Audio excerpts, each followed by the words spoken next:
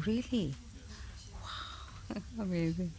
So what should I do? So I'm doing only of the first part of the seminar? There's 3 parts, right? Yeah, we plan to do now 3 parts here in Kaunas. Originally 2, but now we're No, yeah, that's fine. today, tomorrow, and Monday. Okay, so I'm going to... Should I cover the first part today then?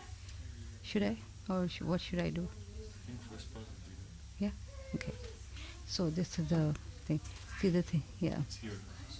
Yeah, I can't, I can't read Be able to anything. see. No, I can see, but yeah, just through the pictures. What I could do is give you my phone and you can have the English in front of you. Yeah. I forgot to bring my phone actually. Yeah, okay. Yeah.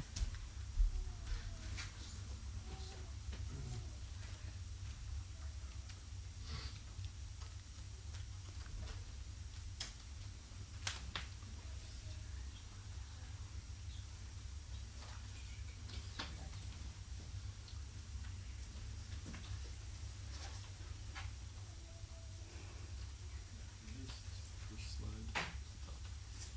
Okay, and then I keep moving it this way like that, yeah? Yes. Okay, perfect. You may be able to make it bigger if you need us. Yeah. Otherwise I have it here also. But it's a different, this is a different one. Yeah, okay. The only thing is if it may get locked out, if I don't use it for some time, right? See if I can leave it permanently unlocked. Yeah, okay.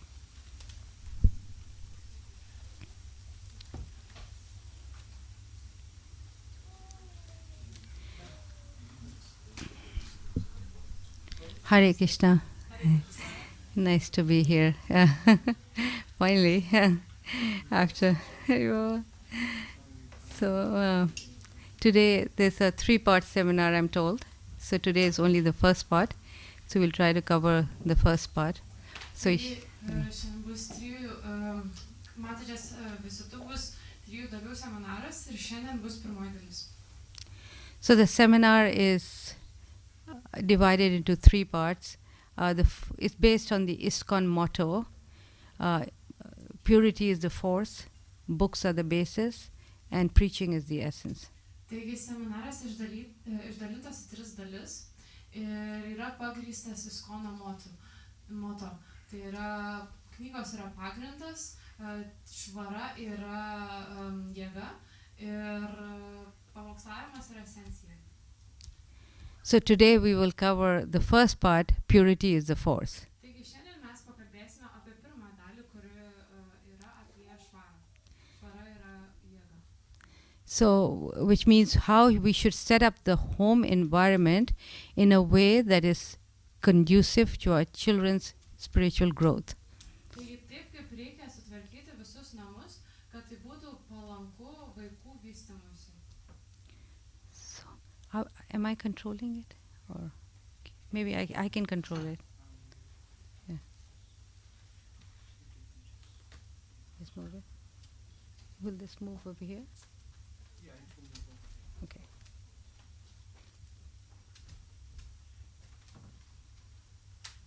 Oh, it's changed. Okay. Okay. Okay, so this is a wonderful quote by Srila Prabhupada. Taigi yra tokia nuostabi šios Prabhupados citata, kurią matote ekrane. You want to read it? Perskaitysiu to. Aukščiausio lygio išsilavinimą vaikams suteiksime, ugdydami ir skatindami jų polinkį mylėti Krišną. Tuomet jie bus pasiruošę padėti, kad ir ko bepaprašytume. So this is kind of sums up Prabhupada's vision for our children. Taigi tai tarsi visą susumuoja šios Prabhupados tokį matymą apie mūsų vaikus. So what Srila Prabhupada is saying here is that when we raise our children as devotees, that is the topmost education. Taigi, ką šila Prabhupada sakydavo, kad kai mes vaikus auginame kaip pasidavusius, tai yra pačios aukščiausios rūšies išsilavinimas. Because Krishna is the source of all material and spiritual. So therefore, when we understand Krishna, who is the source of everything, then we understand everything. Dėl to, kad Krišna iš tikrųjų yra visa ko šaltinis ir materialaus ir dvasinio. Taigi, kai mes suprastame Krišną, tuomet mes suprantame viską. So a little bit about Prabhupada's vision for our children, what he envisioned. Taigi, šiek tiek apie šios Prabhupados viziją apie tą matymą, ką jisai numatė apie tos vaikus. So Srila Prabhupada, he stressed three things, and one was the book distribution, deity worship, and the third was Gurukula. Taigi Srila Prabhupada akcentavo tris dalykus. Tai yra knygų platinimas, dievybų garbinimas ir Gurukula. Prabhupada, there's a famous quote by Srila Prabhupada who said, Yra garsi šios Prabhupados citata. if we raise a generation of Vaishnava children, Jeigu išugdysite Vaishnavų kartą, that will be the glory of your country and that will be the glory of your movement. taigi tai bus jūsų tiek šlovės, tiek jūsų judėjimo, tiek šalies, tiek jūsų judėjimo šlovė. But if we lose even one Vaishnava, that will be a very great loss. Bet jeigu prarasite nors ir vieną Vaishnavą, tai bus labai didelis praradimas. Prabhupada wanted Gurukulas because he wanted to teach our children, give them good character. Srila Prabhupada norėjo Gurukulų, nes jis norėjo mūsų vaikams duoti gerą charakterį. We see in the world today, even though, like in a country like America, there's so much education and wealth, but yet it does not mean that people are gentlemen or have good character, right? Taigi, pavyzdžiui, net ir Amerikoje yra kaip ir geras išsilavinimas prieinamas, bet tai nereiškia, kad žmonės tenai elgiasi kaip džentelmenai ar turi geras savybės, gerą būdą. So in other words, money does not give happiness. That's the point. Žodžiais tariant, pinigai nesuteikia laimės. Neither does it give us good qualities, Taip pat tai neduoda mums ir gerų savybių, even good education. net ir geras išsilavinimas. But Vedic education is different. Bet vedinis išsilavinimas yra skirtingas. Even 50 years ago, influential people in India were sending their kids to Gurukula. Netgi ir prieš 50 metų įtakingi žmonės siųsdavo savo vaikus į Gurukulą. Even though they had everything, they had money and they had facilities, yet they were sending their children to Gurukula. Nors jie turėjo viską, turėjo visas galimybės, pinigus, bet vis dėlto siuntė savo vaikus į Gurukulą. Why? Because they wanted their children, they understood the importance of the learning quality, going to Gurukula and learning qualities such as mercy, tolerance, self-control. Ir kodėl jie taip darė? Dėl to, kad jie suprato svarbą tų savybių, kurias vaikai išmoksta Gurukulo, tai kaip pakantumas, gailestis ir susitvardymas. Prabhupada said that life is not meant for simply sleeping, eating, mating and defending. Taigi Srila Prabhupada sakė, kad gyvenimas nėra sukurtas tik tai šioms funkcijoms, tai miegui, gynimuisi, valgymui ir poravimuisi. One doesn't need good training for these four things. They come natural to us. Taigi nereikia labai gero apmokymo šitiems dalykams, jie natūraliai tiesiog išeina iš mūsų. If we see a little child, you give a little child, a baby, a cookie, he doesn't have to, he puts it straight in his mouth. He doesn't put it anywhere else. Taigi, pavyzdžiui, kai vaikui duodame kokį nors sausainį, jūs iš karto galite pastebėti, kad jis iš karto įsideda į burną, o ne kažkur kitur. It's the same thing with sleeping and defending. One doesn't need to go to school for that. Tas pats ir su miegojimu ir gynimus nereikia eiti į mokyklą, kad tai išmoktum. But what one needs education for, training for, is how to control these things. Bet dėl ko iš tikrųjų reikia to išsilavinimo, kaip tai kontroliuoti šitus keturis poreikius tokius. And that is what Vedic education was meant for. Ir būtent tam ir buvo skirta vedinis išsilavinimas.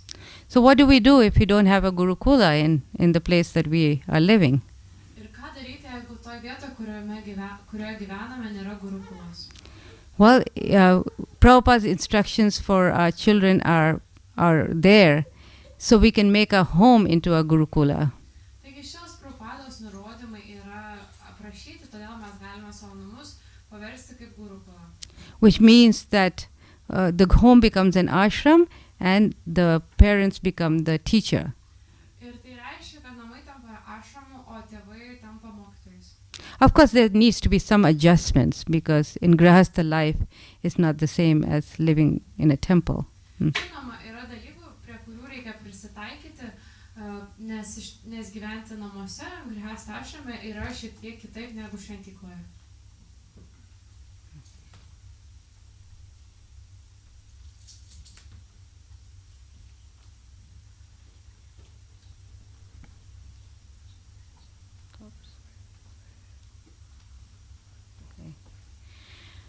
Okay, so a little bit about myself, how I got into this, with my children. My husband got a job out in kind of nowhere in Idaho, in America, where there was no devotee association. Taigi šiek tiek mataji papasakos apie save.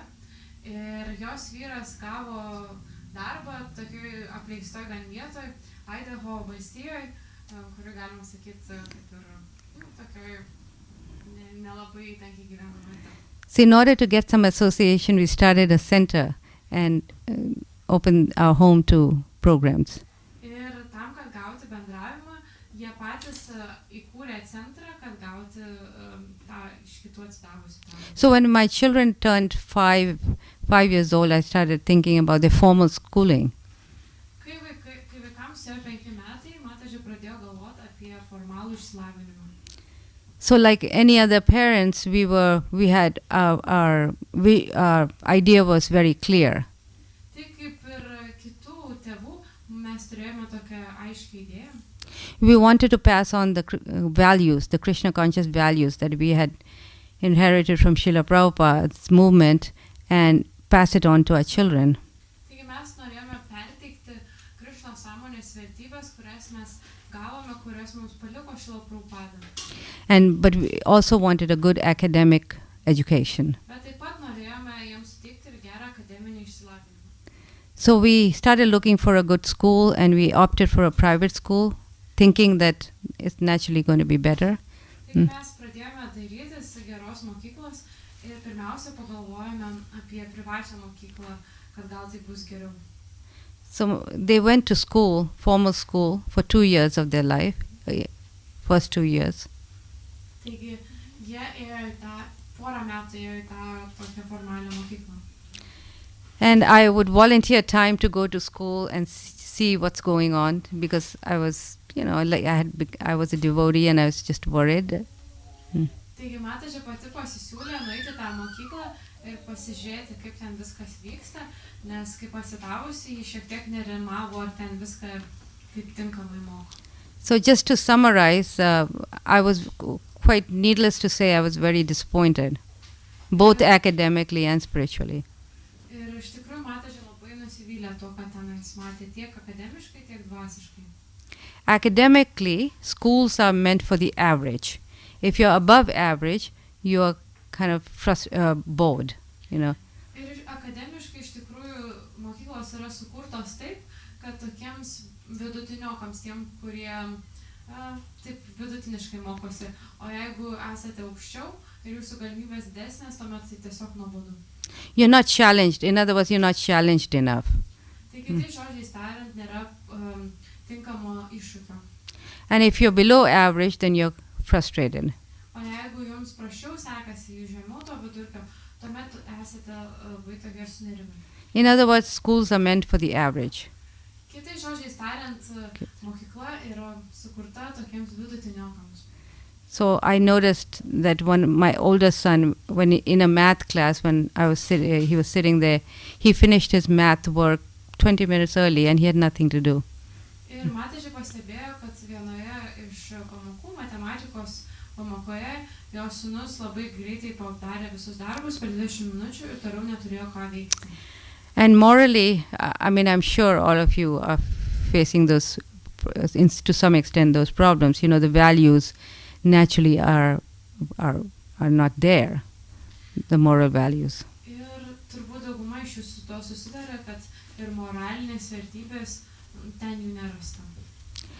And what to speak of the, peer pressure and all the other issues that come along with school. Yeah.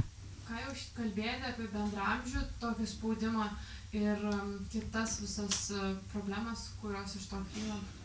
So I tried another private schools also, but even then I was quite disappointed. Go ahead. Taip pat ir kitą mokyklą privačią pabandė, bet ten irgi nusivylė. So in another school, which was a Seventh-day Adventist school, one day my son came home and said the teacher spent most of the day reprimanding one student who had misbehaved in class. Ir iš tos mokyklos, kai sūnus grįžo, ten buvo 7 dienų mokykla, jis papasakojo, kad didžiąją dalį laiko mokytoja taip drausmino mokinį, kuris netinkamai elgėsi pamokoje. So we have to understand the schools are now secular institutions where there's no talk about God. Taigi, turite suprasti, kad mokyklose nešnekama apie Dievą.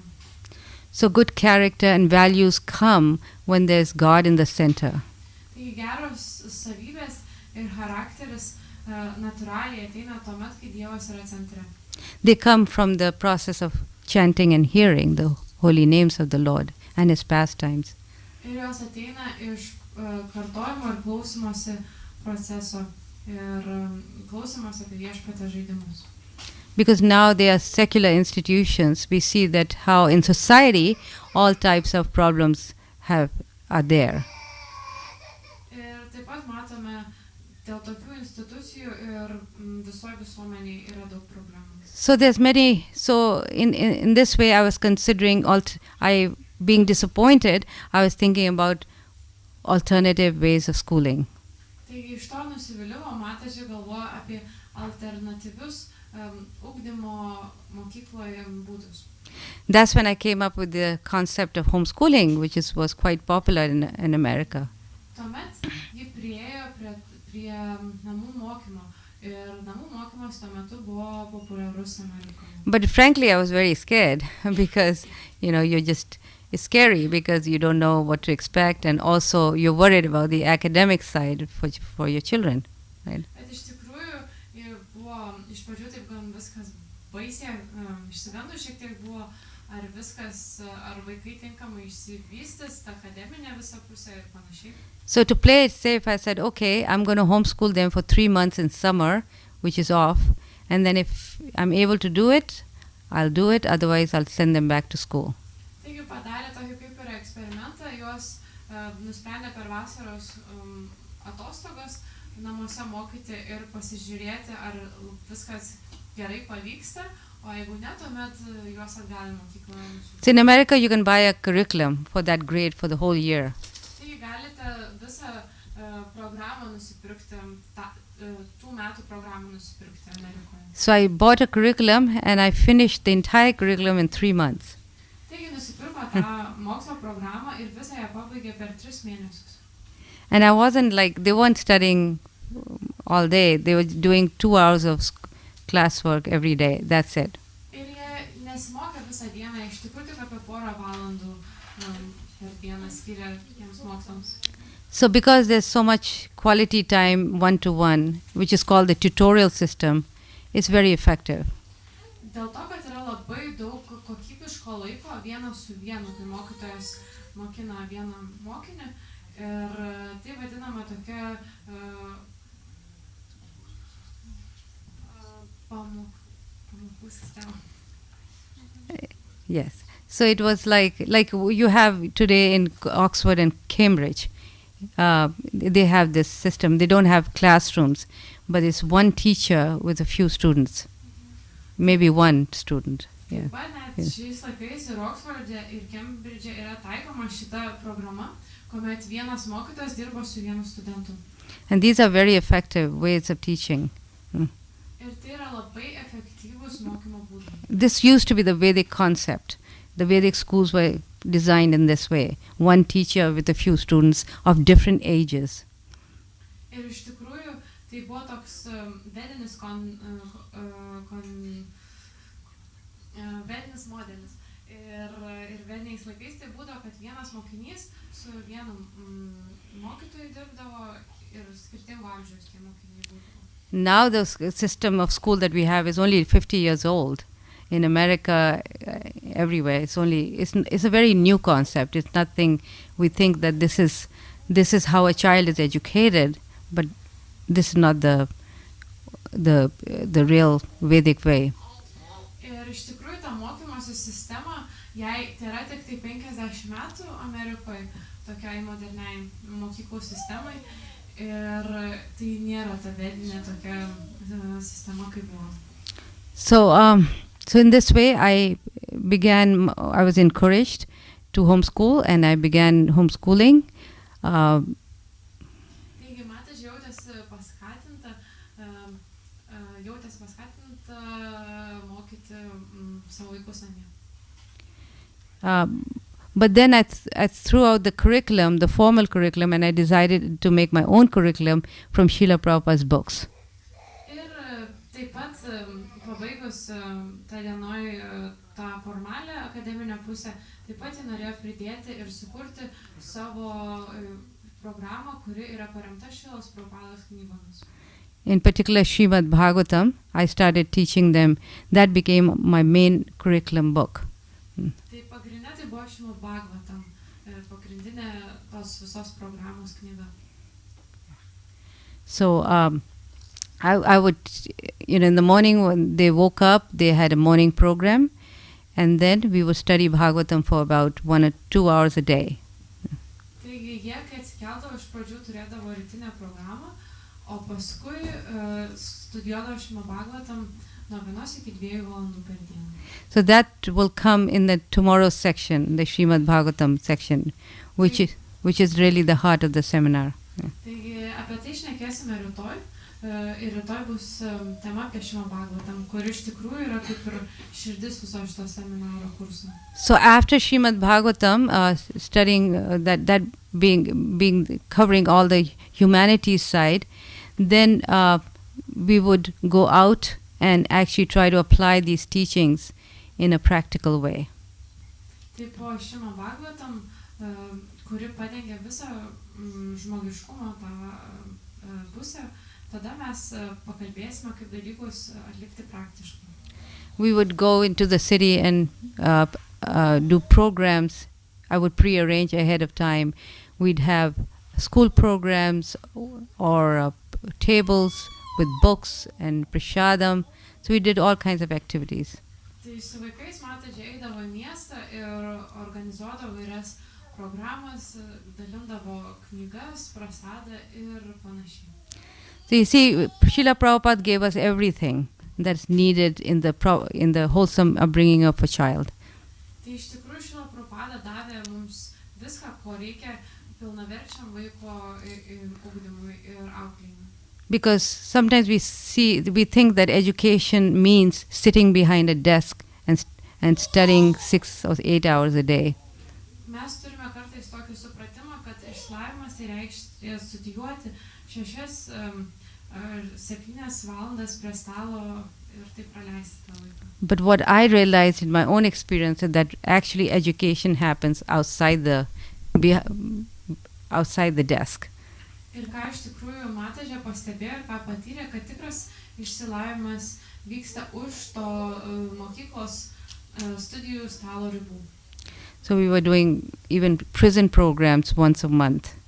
Taigi mes netgi programas kalėjimuose darydavom. So in this way the children were getting they were learning a lot of things, learning a lot of things. Tai tokiu būdu vaikai mokinosi labai daug dalykų. Yeah. And we had also, and our temple, the center that we had, really became the real basis for the homeschooling, because that's where everything began. Ir iš tikrųjų tas centras, ta šventykla, kurią mes įkūrėme, tapo kaip ir viso namų auklėjimo baze pagrindu. So by participating in all the events in the temple, festivals and dramas and so many things, they were able to get all their extracurricular activities. Taigi, dalyvaudami visose šventyklos veiklose, programuose, festivaliuose, vaidinimuose, spektakliuose vaikai gaudavo tokiu būdu visas užklasinės veiklas. So this is a little summary of my own, homeschooling and how I went. Of course, I don't know. I forgot to ask Prabhu that is homeschooling even legal here? I'm not promoting homeschooling. I'm just asking because As far as I've heard in some cases, but there has to be like specific conditions. After quarantine, it will became legal. it will become legal. After quarantine, COVID-19. Oh, it became because of COVID. Okay. Anyway, it's a nice option if for devotees. However, it's not everybody's cup of tea. I mean, not everybody can homeschool because there's so many women working. I mean, homeschooling is not possible if both parents are working. Tai yra toks pasirinkimas atsidavusiems, bet žinoma, gal kitiems nelabai tinka šitas pasirinkimas, nes gal abu tėvai turi eiti darbą. Yeah. So but the principles that I will be talking about apply to everyone, whether you're homeschooling or not homeschooling. Bet šitie principai tiks visiems, ir tiems vaikams, kurie mokosi namuose, ir tiems, kurie eina į mokyklą. So, I don't know. Oh, this is not moving. Oh, this one, I forgot. Yes. Got it.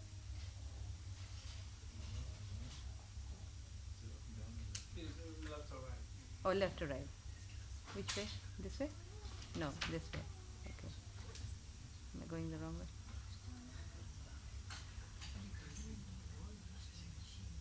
Yeah, this one. This way. Okay. Okay, so these are some of the things we don't do. Taigi, čia yra pavaizduoti dalykai, kurių nereikėtų daryti. And then we'll talk about the do's. Ir toliau pašnekėsime apie tai, ką reiktų daryti. So this is a very hot topic. Everybody likes it's a very everybody is struggling. Just about I travel everywhere and so many places, and every parent, every teacher is struggling with this problem. Taigi tai yra tokia labai karšta tema šiais laikais, ir mataji labai daug keliauja ir mato, kad tiek tėvai, tiek vaikai labai turi problemų su šitoje tema. So just in summary, there's two problems with screen time. Tai taip apibendrinam, yra dvi problemos su ekrano laiku. One is the content and the other one is the medium. Taigi pirma yra turinys, o kita yra Media. The way it's transmitted, the way it's transmitted, the transmitted. Mm-hmm. So nobody argues with the content, right? As devotees, we know that what is given in the internet and television is against our devotional principles. Taigi niekas iš tikrųjų nesiginčia su tuo turiniu, nes puikiai visi supranta, kad tai, kas yra perdodama per televizorius ir kompiuterius, yra prieš mūsų atsidavimo principus. Because it breaks all the very four principles that we are trying to follow. Nes iš tikrųjų tai sulaužo, tai kas ten rodoma, sulaužo visus keturis reguliatyviuosius principus. It's promoting meat eating, illicit sex, gambling and intoxication, no doubt. Yra skatintina tam turiny mėsos valgymas, neleistini lytiniai santykiai, alkoholio gėrimas ir azartiniai žaidimai. It's like lighting a fire and pouring water on it. Tai tarsi bandyti uždegti ugnį ir tuo pat metu pilti vandens ant jos. Sometimes people argue that, okay, well, there's some good shows that are there. Right?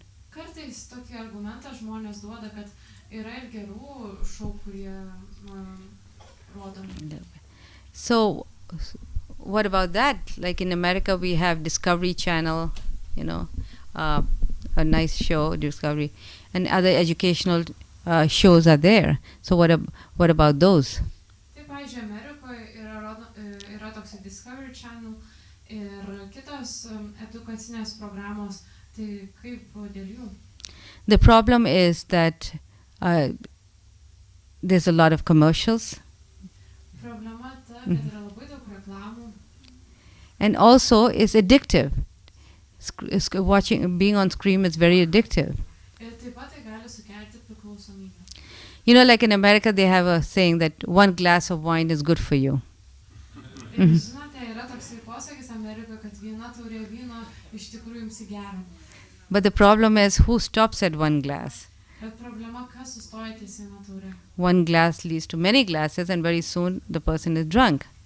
Taigi ta viena taurė priveda prie daug taurių ir tada žmogus labai greit pasidaro kaip tas. So the problem with television is that it's very addictive. It's very hard to stop. Tai problema tokia yra su televizija, kad tai labai vysto priklausomybę ir sunku po to sustoti. So the other problem is the medium, in other words, the way it's given.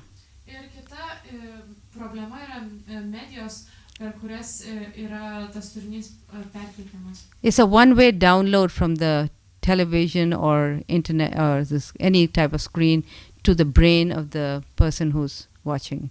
Taigi yra labai greitai ta informacija perduodama, tai atsisiunčiama į tas smegenis to žmogaus, kuris tai žiūri. There is no interaction between the viewer and the presenter. Tai nėra jokių santykių tarp tos, kuris žiūri ir televizijos. So it's kind of a passive learning rather than active learning. Tai iš tikrųjų toks pasyvus mokymasis, neaktyvus toks. They've done research that the brain activity during the time that you're on the screen is 0.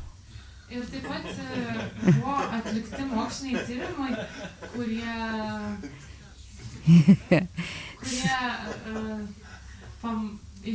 pamatė, kad smegenų veikla tuo metu yra nulinė. You're literally sitting on your couch and drooling because there's no brain activity. Tai iš tikrųjų tiesiog sėdite ant savo sofos ir jums tarsi seilės bėga. And that is why they've done research. That is why the brains become mentally lazy. Ir dėl to smegenys tampa mentališkai tingios. And it kind of stymies creative thinking, you know. Ir taip pat tai trukdo kūrybingą mąstymą. Due to this, they've found out that the reading and math skills of children are going down. Dėl to buvo pastebėta tose tyrimuose, kad mokymosi galimybės, matematikos ir panašiai smunka vaikų. You know, then when the internet came, everybody thought that, well, this is better than television. Ir kai atėjo internetas, tapo populiarus tarp žmonių, tuomet visi galvojo, kad jis yra geresnis negu televizija. You know, television you can at least control the number of channels. You know, there's ways to control. But internet, there's no way to control. Televizijoje bent jau galite kontroliuoti kanalus, perjunginėjant juos, o internete nėra būdų viską sukontroliuoti. In America, 90% of children over 12, they are on the internet every day. Taigi Amerikoje virš 90% vaikų, kuriems yra tik apie 12 metų, jie kasdien praleidžia laiką internete. And so many problems have started up. I'm sure it's over here also and everywhere else.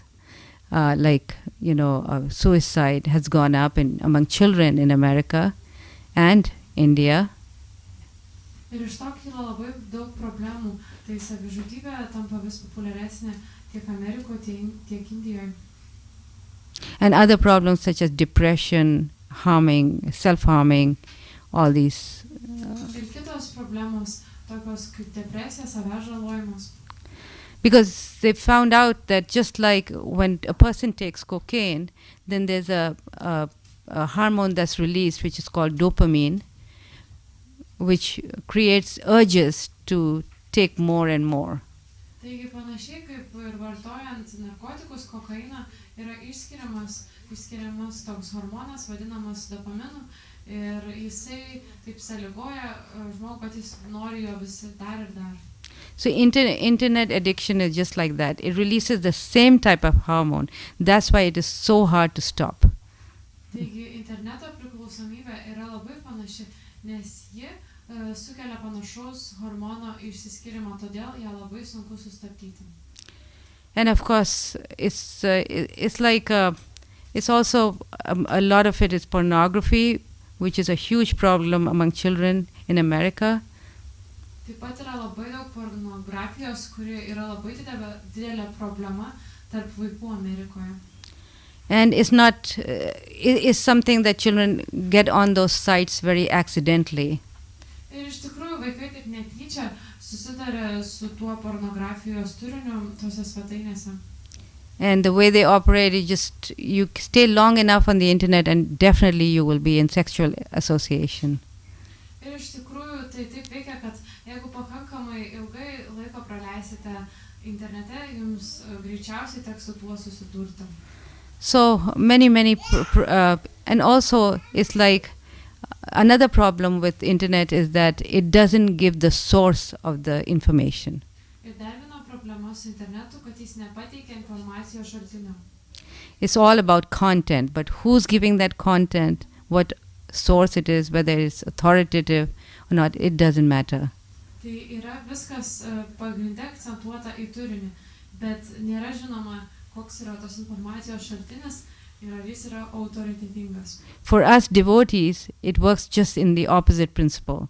We first look for the source and then the content. Ir mums atsidavusiems iš tikrųjų viskas šiek kitaip vyksta. Pirmiausia, mes žiūrime į šaltinį informacijas, o tuomet į patį turinį. Just like a mother, because she's got the good well-wishes for her children, she's good source, even though she may not know everything. Tai pavyzdžiui, kaip ir motina vaiko, ji yra geras informacijos šaltinis, bet galbūt ir visko nežino. So now in internet, anybody, if you have something to say, you immediately find a good audience, whether you have anything worthwhile to say or not. Taigi dabar internete, kad ir ką norėtumėte pasakyti, atsiras auditorija, kuri nori to išklausyti, nepaisant to, ar tai yra vertinga informacija ar ne. So my suggestion would be to actually educate ourselves in all these, there's so much information now about the dangers of internet addiction and among children especially, that we can become educated. Tai matažės toks pasiūlymas yra mūsų pačius save apšviesti apie visas šitas problemas interneto sukūriamas ir ypatingai sąryšyje su vaikais. But what do? We can't live in the Stone Age. I mean, internet is everywhere, right? They also have it in schools. They are expected to use it. So what do? Bet ką daryti, mes negyvename akmens amžiuje, visur yra internetas, taip pat ir mokyklose, tai ką tokiu atveju daryti? So we use it just like we would use a tool, so like a hammer. Taigi naudokite panašiai kaip kokį įrankį, pavyzdžiui, plaktuką. When you have a hammer, you use it for hammering a nail in or something. You don't keep it around the whole time with you. Pavyzdžiui, kai naudojate plaktuką įkalti vinį, jūs naudojate jį tik tam veiksmui, visur su savimi nesnešiojate. You don't carry it in your pocket and take it everywhere and have a relationship with it. Jūs nesnešiojate to plaktuko savo kišenėje ir neturite su juo tokio santykio. So in the same way, internet, we use it for the purpose that we need it for what we, and then keep it away and then log off. Tai pavyzdžiui, kaip internetas, mes jį panaudojame tik tam tikram tikslui ir tuomet atsijungiame. Now you see among the professors, the biggest problem they have that students don't want to go to the library and read books. Taigi dabar daug profesorių susiduria su tokia problema, kad mokiniai, studentai nenori eiti į bibliotekas ir skaityti knygas. They will go on Google, get the top 5 hits and cut and paste and the paper is ready. Tiesiog nueina į Google paiešką ir susiranda pirmus 5 paieškos rezultatus ir viską nukopijuoja. So definitely it can be used, but we should give them by our own example. First of all, we have to give them a good example at home. If we are ourselves on the internet all day and don't have any time for our children, then obviously they're going to follow the same way. Taigi mes turime patys rodyti tą pavyzdį ir vaikams, o ne tai, kad būti tiesiog visą dieną prie interneto namie. Nes ir vaikai tuo seks tuomet. So I'll cover a few more slides and then Taigi pakalbėsime dar apie kelias skaidres. and then we'll open it for questions. Ir tuomet bus laikas klausimams. So now these are some of the things that we should do which help our children's spiritual growth. Taigi čia yra parašyti dalykai, kuriuos reikėtų daryti ir kurie padeda vaikų vystymuisi. The first thing is the morning program that Prabhupada wanted children to. He said this is the only austerity for our children. Taigi pats pirmasis dalykas tai yra rytinė programa. Ir šilo Prabhupada netgi pasakė, kad tai yra vienintelis dalykas vaikams. He said that they could eat as much as they want to, play as much as they want to, but he wanted them to always do a morning program.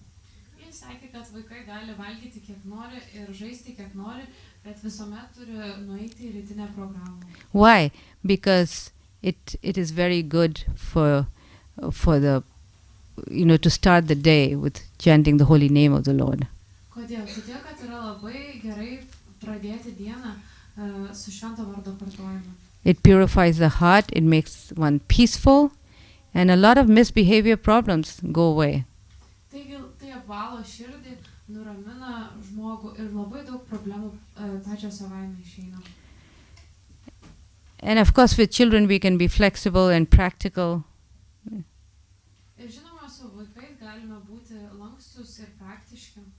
Of course, if your children are going to school, you have to make it a shortened version of it before they go to school. Ir žinoma, jeigu vaikai lanko mokyklą, tuomet galime sutrumpinti tą rytinę programą. And make it enjoyable and fun. Ir padaryti ją tokiu būdu, kad ji būtų smagi ir linksma. And then, of course, the japa. That's a really hot topic also among children because it's so difficult. Džiapa yra tokia labai aktuali, karšta tema tarp vaikų, nes tai nėra taip paprasta. Prabhupada has given instructions on this topic as well. Šila Prabhupada taip pat davė savo pamokymus, instrukcijas šiuo klausimu. Prabhupada said that japa should not be used in the form of a punishment or a reward. Taip, Šila Prabhupada sakė, kad džiapos neturėtume naudoti kaip bausmės priemonė arba kaip apdovanojimo priemonė. He said it's not like, okay, you've been bad today, so now you have to chant 2 rounds.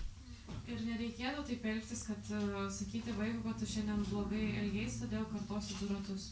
Or you've been good today, you've chanted 5 rounds, here's an ice cream. Arba tu šiandien labai gerai elgeisi, dėl to, kad sukartoji 5 ratus ir už tai tau nupirksime ledų. In other words, japa should be encouraged in children as a way to connect with Krishna, to talk to Krishna.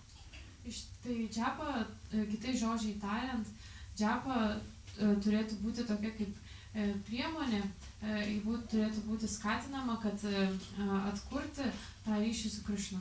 So the best way to encourage japa among children is to chant with them and not to let them chant by themselves. Ir geriausias būdas skatinti kartoti džiapą vaikus yra kartoti kartu su jais. When we chant with them, then they're encouraged and we can give them reminders. Like I would tell my children, see, Krishna is dancing on your tongue when you chant. Tai jie jaučiasi, tie vaikai labai paskatinami, kai kartu su jais kartojame džiapą. Ir mataji sakydavo savo sūnui, pažiūrėk Krišną šokant tavo liežuvio. And sometimes in the temple you can have japa, on Ekadashi. On every Ekadashi, some ideas that we tried out. On every Ekadashi we come together and chant together with our children. So when they see other children chanting, they feel encouraged. Tai pavyzdžiui, per Ekadašį jie tokias programas organizuodavo, kad visi vaikai kartu susirinkdavo ir tėvai kartodavo džiapą. And also on New Year's Eve we would chant. We would have japathon, and we were chanting for every citizen in the state. Tai ir pavyzdžiui, per naujus metus turėjo tokią tradiciją kartoti už kiekvieną asmenį gatvėje. So the children we had a chart where children would also participate, and some of them would end up chanting 40 rounds, 30 rounds, like that. Taigi mes turėjome 64 tokią rounds. lentelę, tokį sąrašą, kur vaikai galėdavo užsirašyti ir kai kurie iš jų sukartodavo 40-50 ratų ir panašiai. So when children see others chanting, and in this way they encourage, they have a very positive feeling about chanting, about japa. Taigi, kai vaikai mato ir kitus kartojant džapą, tuomet jie jaučiasi labai paskatinti ir turi tokį pozityvų jausmą link džapos. They should not be forced, to chant. Jų nereikėtų versti kartoti.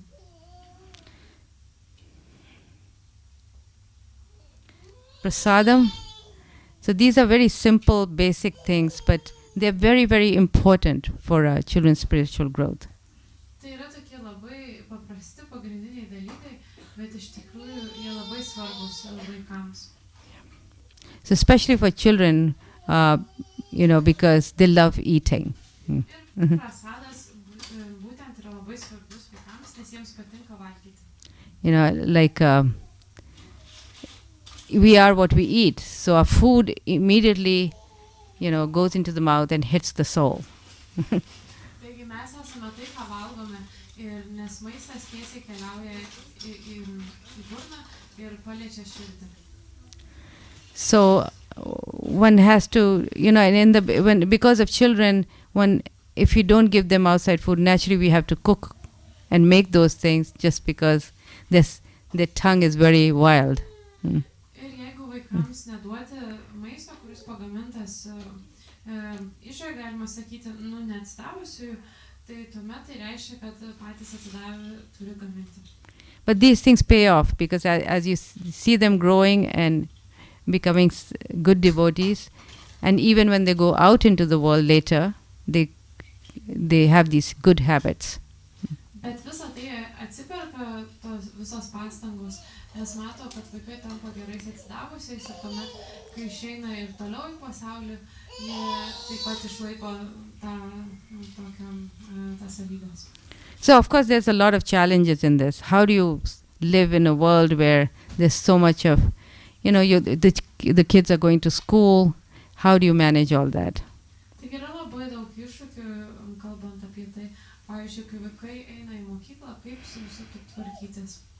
What we did was we would tell the people that we don't eat food that's cooked in a kitchen that cooks meat.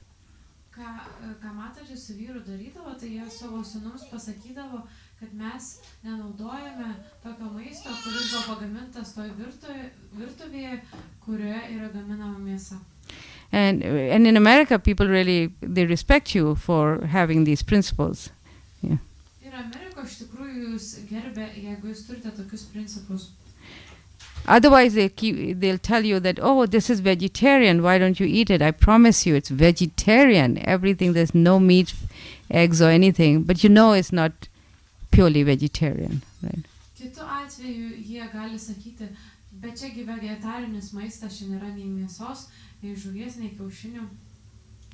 So this statement really works because then they understand that we don't cook. Not only do we are just it's not like we are just vegetarians, but we also don't eat food that's cooked in a kitchen that cooks meat. Ir toks pasakymas labai veikia, nes jie tuomet supranta, kad mes ne vien tik tai vegetarai, bet ir nevalgo maisto, kuris gaminamas tokiuose nevegetarinėse virtuvėse. So in this way, if we have the principles straight right from the beginning, then they respect that. Ir iš tikrųjų mes, jeigu nuo pat pradžių tą principą perdodame taip tiesiai, tuomet jie mus gerbia. But if you keep changing it, then you become a laughing stock. Bet jeigu jūs vis tai kaitaliojate, tuomet jūs tampate kaip pasiekimo objektų. Because they say, if you eat one time and the next time you don't eat, outside with them, then they kind of take advantage. They laugh at you. Tai pavyzdžiui, vieną kartą valgote, kitą kartą nevalgote, ir tuomet jie to pasinaudoja ir tiesiog juokiasi iš jūsų. So these are some of the things we tried, and it's just, sometimes it's a struggle but it can work. Taigi mes tai išbandėme tokius dalykus, kartais gali būti tam tikrų sunkumų, bet vis dėlto tai galima tai padaryti, kad tai veiktų. But for children, it's actually not such a struggle. It's as parents we struggle to follow these rules. Bet iš tikrųjų vaikams tai nėra jokių sunkumų tuo sekti. Pagrindai yra tai, kad tėvams būna sunkumų sekti.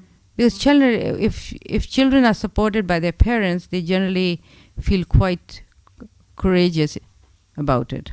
Jeigu vaikai yra paremti, remimi savo tėvų palaikomi, tuomet dažniausiai jiems gan lengva tuo sekti. Many times little children will tell their friends in party, hey, you know, I'm not eating this cake because it's got chicken in it.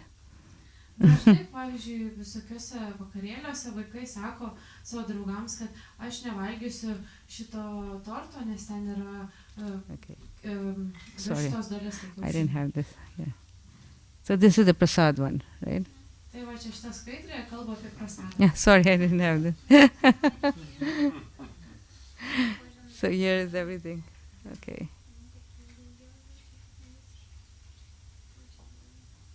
The next one. Yes. Good association. Palankus bendravimas. So just like it's good for us to have good association, same thing with children. They also need good association. Tai lygiai taip pat, kaip mums yra labai gerai turėti palankų bendravimą, taip pat ir vaikams reikia palankaus bendravimo. Where is the good association? The temple, our own examples, our own association, other devotees. Ir iš kur jie gauna tą palankų bendravimą? Tai iš šventyklos, iš kitų baktų, iš mūsų pačių. Now children are going to school, so they do have their friends. Nothing wrong with that. Taigi vaikai eina į mokyklą ir jie turi savo draugus ir su tuo nėra nieko blogo. What we have to give them the understanding is that friendship is okay, except we don't do intimate friendship, which means sharing of food and accommodation. Yeah. Tai ką reiktų padėti jiems suprasti, kad draugystė yra gerai, bet reiktų vengti tokios labai pernelyg artimos draugystės ir tai reiškia dalintis maistu ir panašiai. And the understanding for that will come in our next section, the study of Srimad Bhagavatam, the academic curriculum. Ir supratimas šitos temos taip pat bus ir kitoj temoj apie Srimad Bhagavatam, kuri bus. So when they understand through Shastra why these things, why they should avoid worldly, association in that way, intimate association in that way, then they become quite, convinced. Ir kai jie tai supranta per šastrų perspektyvą, per šastrų prizmę, kodėl reikia vengti šitos pasaulietinės bendrijos, tada jie tampa įsitikinę ir jiems tai yra toks kaip pagrindas. So we have to give them a lot of good association, good role models, Taigi jiems reikia duoti labai gerus idealus, kuriais galima sekti ir gerą bendravimą. Role models such as sannyasis and gurus, and I know you all are really blessed here. You get a lot of good association. Sannyasis, gurus, senior devotees, and our own association of devotees. All this is very, very important. Tokius idealus, tokius modelius, kuriais galima sekti, tai pavyzdžiui sanyasiai, kiti pažengę atsidavę ir mes iš tikrųjų Lietuvoje esame mums labai pasisekė, nes čia atvažiuoja nemažai sanyasių ir kitų šios Prabhupados mokinių ir iš aukštų atsidavusių. When we give them good adult association of, then the children in growing up as devotees, they have less generation gap. Ir kai mes jiems duodame tą gerą bendravimą, tuomet yra, kai jie užauga, yra mažesnis kartų skirtumas. We see like in society today, all the young people, they hang around together. Taigi mes šiuolaikiniai visuomeniai matome, kaip jauni žmonės kartu leidžia laiką. They have their own music, their own language, their own dress, right? Tai jie turi savo muziką, savo apsirengimo stilių ir savo kalbą. And they cannot relate with elders. Ir jie negali rasti panašių dalykų su vyresniais žmonėmis. With the result that they lack responsibility. Ir iš to seka tai, kad jiems trūksta atsakomybės. But devotee children don't have that problem. We do the same things that children do. The same food, the same music, the same language, the same entertainment, right? Suaugusi vaikai neturi tos problemos, nes jie tą patį daro panašiai kaip ir suaugusiai. Tais pačiais rūbais rengiasi, ta pačia toks žodynas panašus, ta pati muzika ir panašiai. So this, one time we were running a restaurant and somebody came in and asked one of my sons that, "Oh, you're a teenager, so are you having problems?" Turėjo restoraną, mataji su vyru ir prie jo sūnaus prieėjo kažkoks žmogus, paklausė, "O tu esi paauglys, tai greičiausiai turiu problemų." In other words, he was asking whether there's a generation gap between them and us. Taigi, kitais žodžiais tariant, jis klausė, ar yra kartų skirtumas tarp mataji su vyru ir jų sūnaus.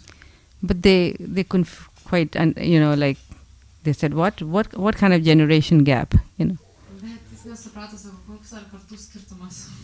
So our children don't have to go through those pains of growing,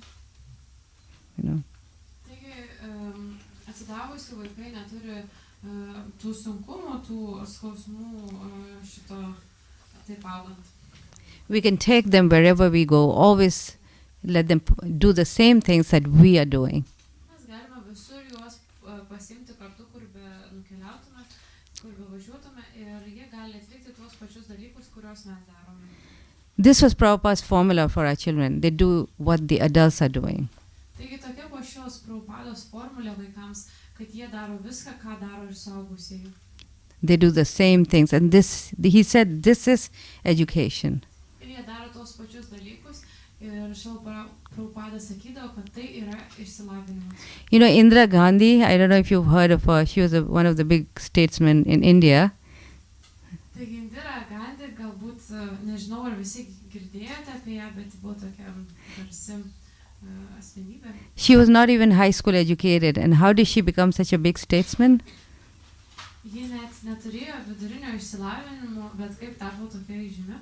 She would hang over the chair of her father, Nehru, and she would hear all the conversation between diplomats. Ji girdėdavo savo tėvo visus pokalbius su visais kitais jo dar diplomatais.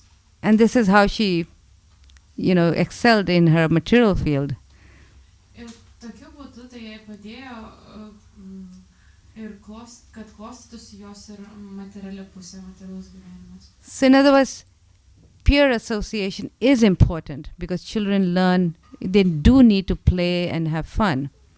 Taigi, kitais žodžiais tariant, bendravimas yra labai svarbus, nes jiems reikia išmokti žaisti ir turėti tokį ir linksmą laiką. But it is not at the cost of adult association. Bet to nereikėtų daryti suaugusių bendravimo sąskaitą. Prabhupada said adult association takes precedence over peer association. Taigi, šio Prabhupada sakė, kad suaugusių bendravimas yra viršesnis, lyginant su bendraamžių bendravimu. Of course, the temple becomes a very good resource for such association. Žinoma, šventykla tuomet tampa labai geru tokio bendravimo šaltiniu. The last one is deity worship. Ir paskutinis dalykas, apie kurį pakalbėsime šiandien, tai yra dievybių garbinimas. Bhaktivinoda Thakur, in one of his books, Jaiva Dharma, he wrote there's an amazing quotation by him. Tai Bhaktivinoda Thakur savo knygoje Jaiva Dharma parašė labai įdomią tokią citatą. He said that children who grow up in families where there's no deity worship, Jis pasakė, kad vaikai, kurie užaugo tokiose šeimose, kuriuose nėra garbinamos dievybės, such children, very likely they become materialistic or atheistic because there's no form of the Lord that they can focus on. Taigi labai lengvai tokie vaikai nukrypsta ir linksta link ateizmo, nes nėra jokios formos viešpaties, į kurią jie galėtų medituoti. So he said that deity worship is the foundation of religion for all humanity. Taigi jisai Bhaktivinoda Thakura sakė, kad dievybių garbinimas yra pagrindas visai žmonijai. So if we don't give this kind of education, allow our children to do that, then they cannot understand that Krishna is a person. Jeigu mes savo vaikams neduodame tokio išsilavinimo, tuomet jiems sunku suvokti, kad Krishna yra asmuo. And then later on they have a much harder time to understand that actually Krishna is a person because they learn to see everything impersonally. Ir vėliau jiems kyla sunkumų suprasti, kad Krishna yra asmuo, nes jie viską mato taip impersonaliai. It's a way for them to take care of Krishna and develop love for him. Tai yra toks būdas, tas dievybių garbinimas, vaikams pasirūpinti Krishna ir išvystyti jam, išugdyti meilę. They see Krishna like that. They see Krishna whether he's hot or cold today or whether he needs something. They treat him just like a child would treat a doll, as a person, right? Tokiu būdu jie mato Krishna ir pamasto, ar jam šalta šiandien ar karšta, panašiai kaip vaikas elgtųsi ir globotų šunį. And we have so many examples in Shastra of all the great acharyas, right, who played with Krishna dolls. Ir šastruose mes matome labai daug pavyzdžių mūsų acharijų, kurie žaidė su Krishnos dievybėm, tokiom kaip lėlėm. Like Mirabai, Uddhava, Parikshit Maharaj. Mirabai, Uddhava, Parikshitas Maharajas. And what about our own Srila Prabhupada? He had deities growing up, right? Ir taip pat ir mūsų Srila Prabhupada, jis turėjo dievybės. His father gave him Radha and Krishna when he was very small. Jo tėvas jam davė Radha Krishna, kai jis buvo labai mažas vaikas. Of course, we should give them Gaurnitai deities. That would be the best thing, yeah. Žinoma, geriausia būtų vaikams duoti Gauranitai dievybės. So when my children were small, we had little Gaurnitai 4 inches tall. And they would worship them every day, bathing them, dressing them. Taigi, mataji vaikai turėjo mažas Gauranitai dievybės, kurios buvo 4 colių aukščio ir tie vaikai jas maudė, rengė ir panašiai. And of course, they would. I would notice how absorbed they would become during that time. Yeah.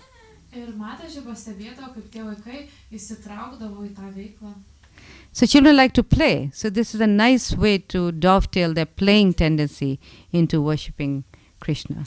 Taigi vaikai mėgsta žaisti ir tai yra labai nuostabus būdas suformuoti ir nukreipti tą jų tendenciją žaisti į Krishnos garbinimą. So Prabhupada said that we should make everything Krishna conscious for children. Their play, their deity worship, studies should be Krishna conscious.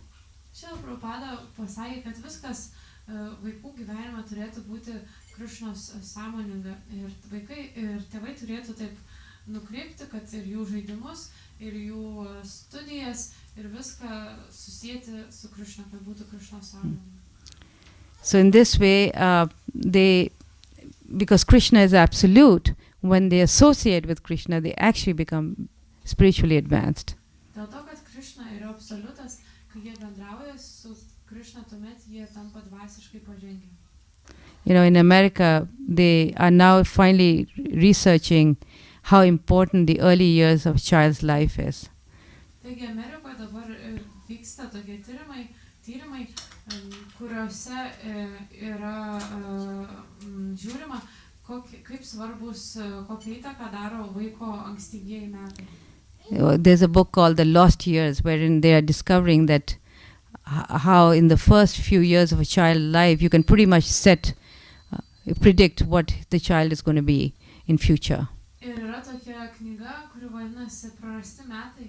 Ir joje rašoma, kaip pačiais pirmais vaiko vystymosi metais galima nuspėti, kaip toliau vaikų seksis. The first 10 years of a child's life is so crucial that that even though the child may get distracted, during his teenage years, he will come back to those early years, to his habits, to whatever he was exposed to in the early years. Taigi pirmi 10 metų yra tokie svarbus, kad net jeigu ir vėliau paauglystėje kažkur kitur nukryps vaikas, vis tiek jis grįž prie tų įgūdžių, kuriuos gavo per tos pirmus 10 savo gyvenimo metų. So if whichever role models you put in front of him, that's what he's going to become. Tai kokius idealus jūs pristatysite jiems ir tuo jis ir taps. So the role models can be from Srimad Bhagavatam as well. Taigi tie idealai gali būti iš Srimad Bhagavatam. Because what happens is, now we see in society that children have so many role models to look up to. But what happens? Tai mes dabartinėje visuomenėje matom, kad yra labai daug idealų, kuriais vaikai seka, bet kas iš to nutinka? Sometimes we do see people in society who are good family people, they take care of their family, they're morally upright, but it doesn't last too long. Over time we see they've fallen down. Kartais mes visuomenėje galime rasti tokių šeimų, kurios turi gerus moralus ir panašiai šeimoje, bet galiausiai laikų bėgant jie vis tiek nupuola. Because in the material world, there's no pure goodness. It's always contaminated with passion and ignorance. Dėl to, kad materialiame pasaulyje nėra tyros dorybės, ji visuomet yra sutekta su aistros guna ir neišmanimo guna. But transcendental role models are different. Bet transcendentiniai idealai yra skirtingi. These are role models that one can depend on, that stay. Tai tokie idealai, kuriais galima pasikliauti, kurie visuomet išlieka, nenupuola. My children, fortunately, they had a few role models, like 2 or 3 sannyasis growing up. Taigi mataji ir jos vyro vaikai turėjo labai gerus pavyzdžius, labai gerus idealus, kuomet jie augo, tai buvo keli sannjasiai. So it's very nice when children are growing up to get them to travel with them and to see the example of such models. Tai labai gerai, kai vaikai kartu gali gauti tą bendravimą iš sannjasių, su jais kartu, pavyzdžiui, keliauti ir turėti jų pavyzdį. And they have a very powerful and lasting effect on their lives. Ir toks bendravimas turi labai galingą ir tokį efektą, kuris pasilieka. So, I didn't realize that till much later, when they were up in college, that I realized what a powerful effect they had on them. Taigi pilnai suvokė šitą visą to bendravimo ir tų modelių svarbą, tik tai šiek tiek vėliau vaikams paaugus, kai jie buvo koledže.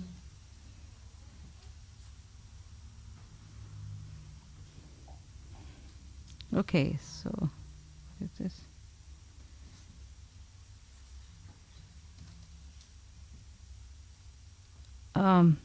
I could stop here, and there's a couple more slides.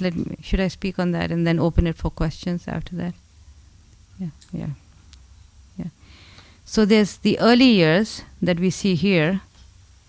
Taigi šioje skaidrėje matome ankstyvuosius metus. So how do we bring up our children in those very early years? Tai kaip auklėti vaikus, kaip juos auginti šituose ankstyvuosiuose metuose? So I've already spoken about these things, but one key point is also that what I did was take my children everywhere that I went, even though they could not fully participate in it.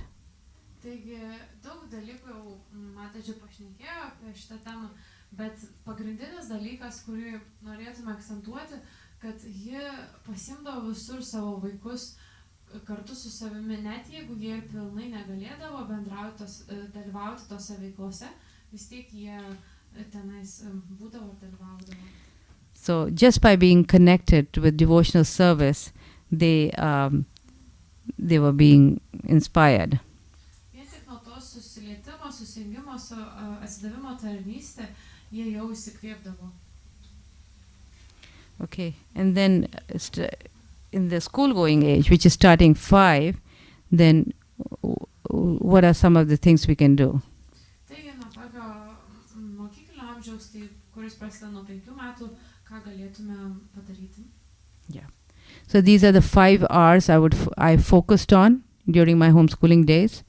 Taigi, You know? yra tokie 5 punktai, kurie yra labai svarbus ir kuriuos mataji koncentravosi tuo metu, kai auklėjo vaikus namuose. Reading, writing, the 5 R's. Reading, writing, arithmetic, raga, and rote. Taigi, angliškai visi šie žodžiai prasideda iš R raidės, bet čia, kai matome vertimas lietuviškai šiek tiek kitaip, tai jie būtų šventraščių skaitimas, rašymas, aritmetika, šlokų mokymasis ir muzika. So raga is music and rote is memorization of shlokas. Taigi, raga yra muzika, o toliau yra šlokų mokymasis.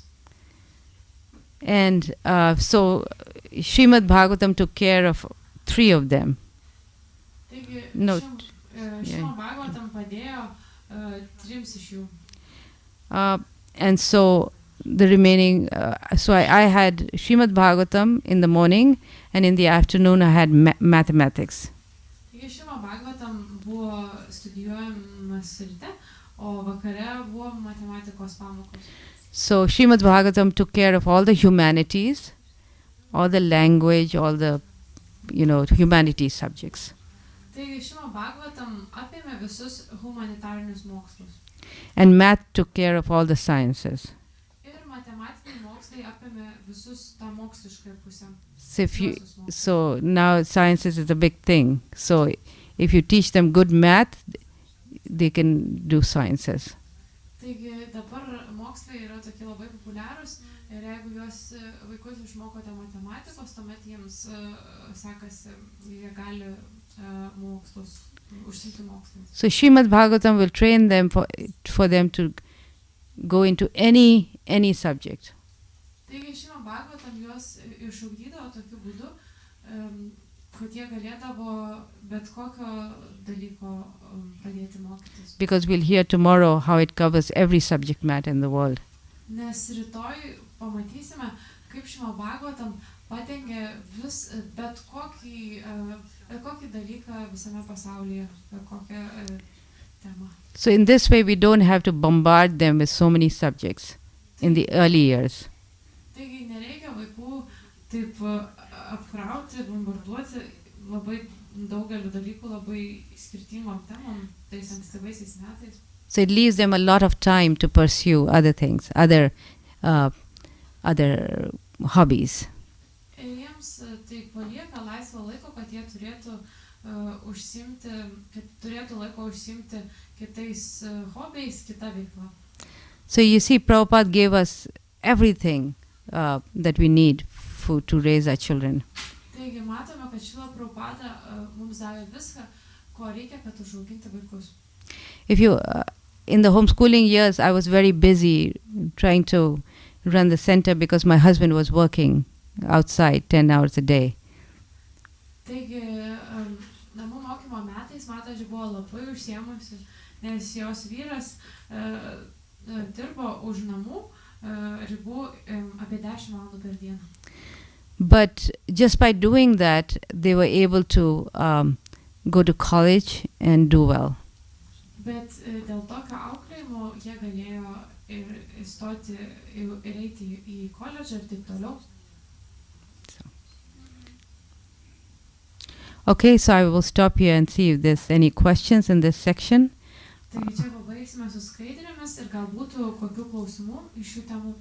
So we covered Prabhupada's vision for our children and my own experience raising them. Then Taigi mes pašnekėjome apie Šrilos Prabhupados viziją, apie vaikų auklėjimą, ugdymą Ir taip pat mataji patirtį šio klausimu. Then we covered the don'ts and the do's, avoiding television and internet, and the do's. Taip pat mes pakalbėjome apie dalykus, kuriuos reikėtų daryti, kurių nereikėtų daryti, nereikėtų televizijos ir interneto, tik laisvai praleisti. Which is the morning program, deity worship, good association, prasadam. Yes. Tuo dalykai, kurie palankus, kuriuos reikėtų daryti, tai rytinė programa, geras bendravimas, prasadas. Okay. Yes. From what age in the morning program starts?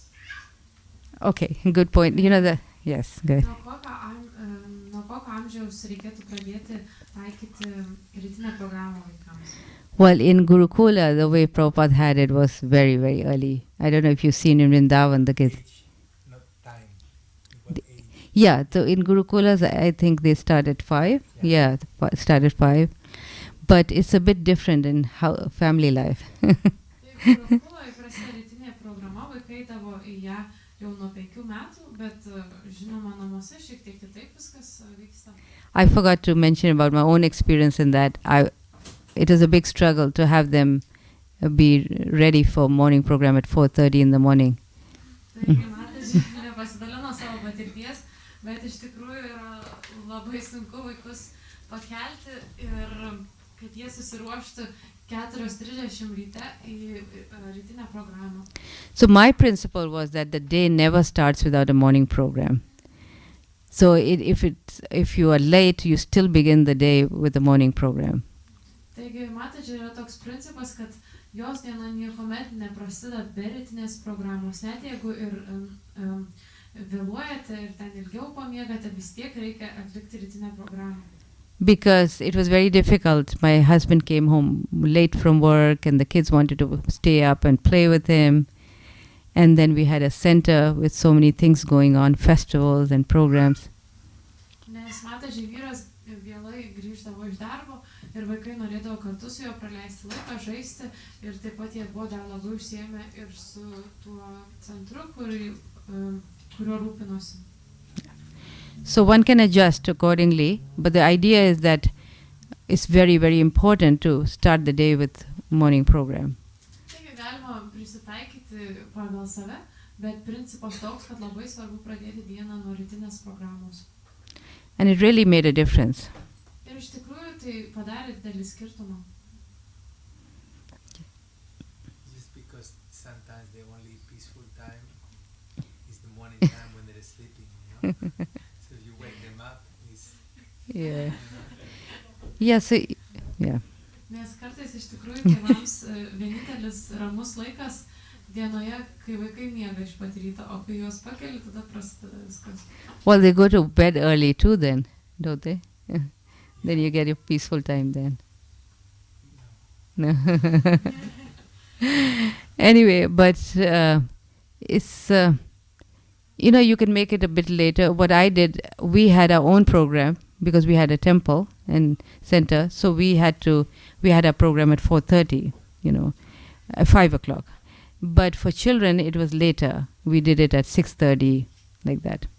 So you can have two, like that. Tai iš pradžių klausė, mataji, ar ir miegoti anksti nueina, bet ne visuomet taip išeina. Ir savo patirtis tokia yra, matažės, kad vaikai šiek tiek vėliau pradėdavo rytinę programą nuo 6:30 ryte, bet tėvai pradėdavo nuo 4:30, nes jie šventyklą visą organizavo. So you still get about an hour and a half, right, in between. So you can do it like that. Yeah, it's more practical like that. Tai vis tiek šiek tiek laiko lieka apie valandą, pusantros. Yeah, I just wanted to emphasize how important it was for Gurukulas, how much emphasis Prabhupada put on this. Yeah. Tai mataji, vis tiek norėjo labai akcentuoti, kaip Gurukula ir Šrila Prabhupada, kiek svarbos tam suteikdavo.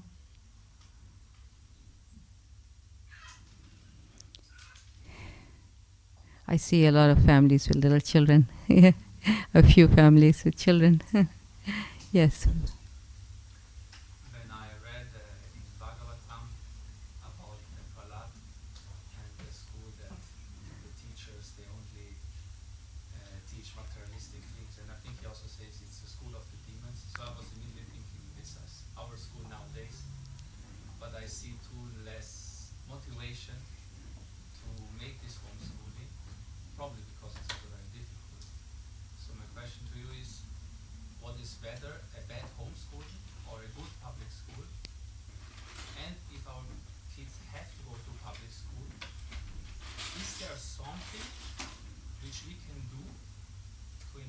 choice is just the mercy of the school, which teacher they get, which classmates they talk with. So is there something which you can do for them? And that will come tomorrow, the Srimad Bhagavatam part. Knowing that homeschooling is very rare now, not many people go for that, my whole emphasis is to try to help the parents now, even in the scenario that the children are going to school, and how to help them change their consciousness. And that a big part of it is Srimad Bhagavatam.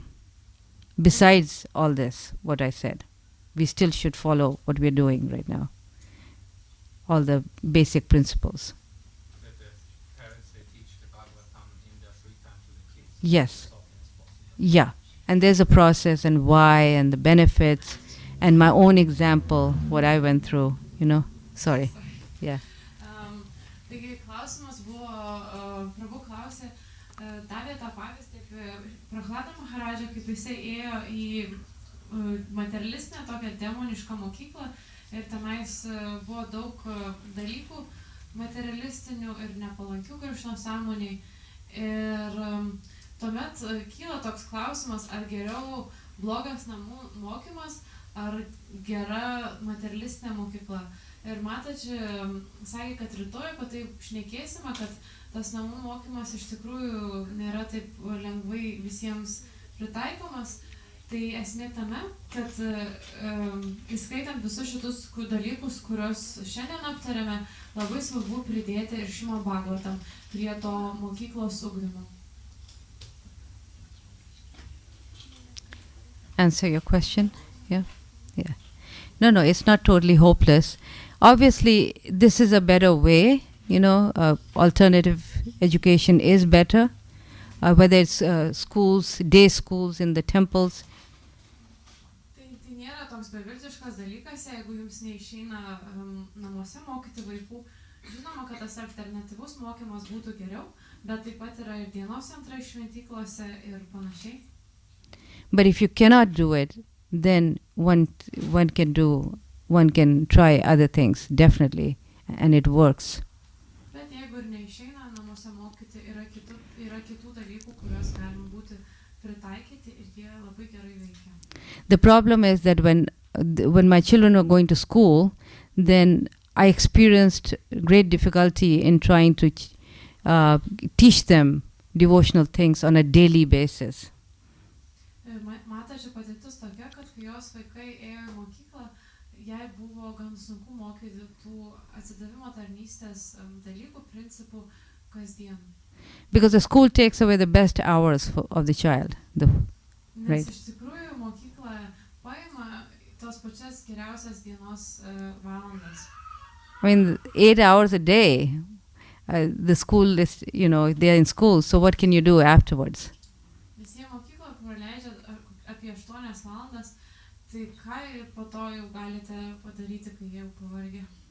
It is so difficult to change their way of thinking, from after they came back from school.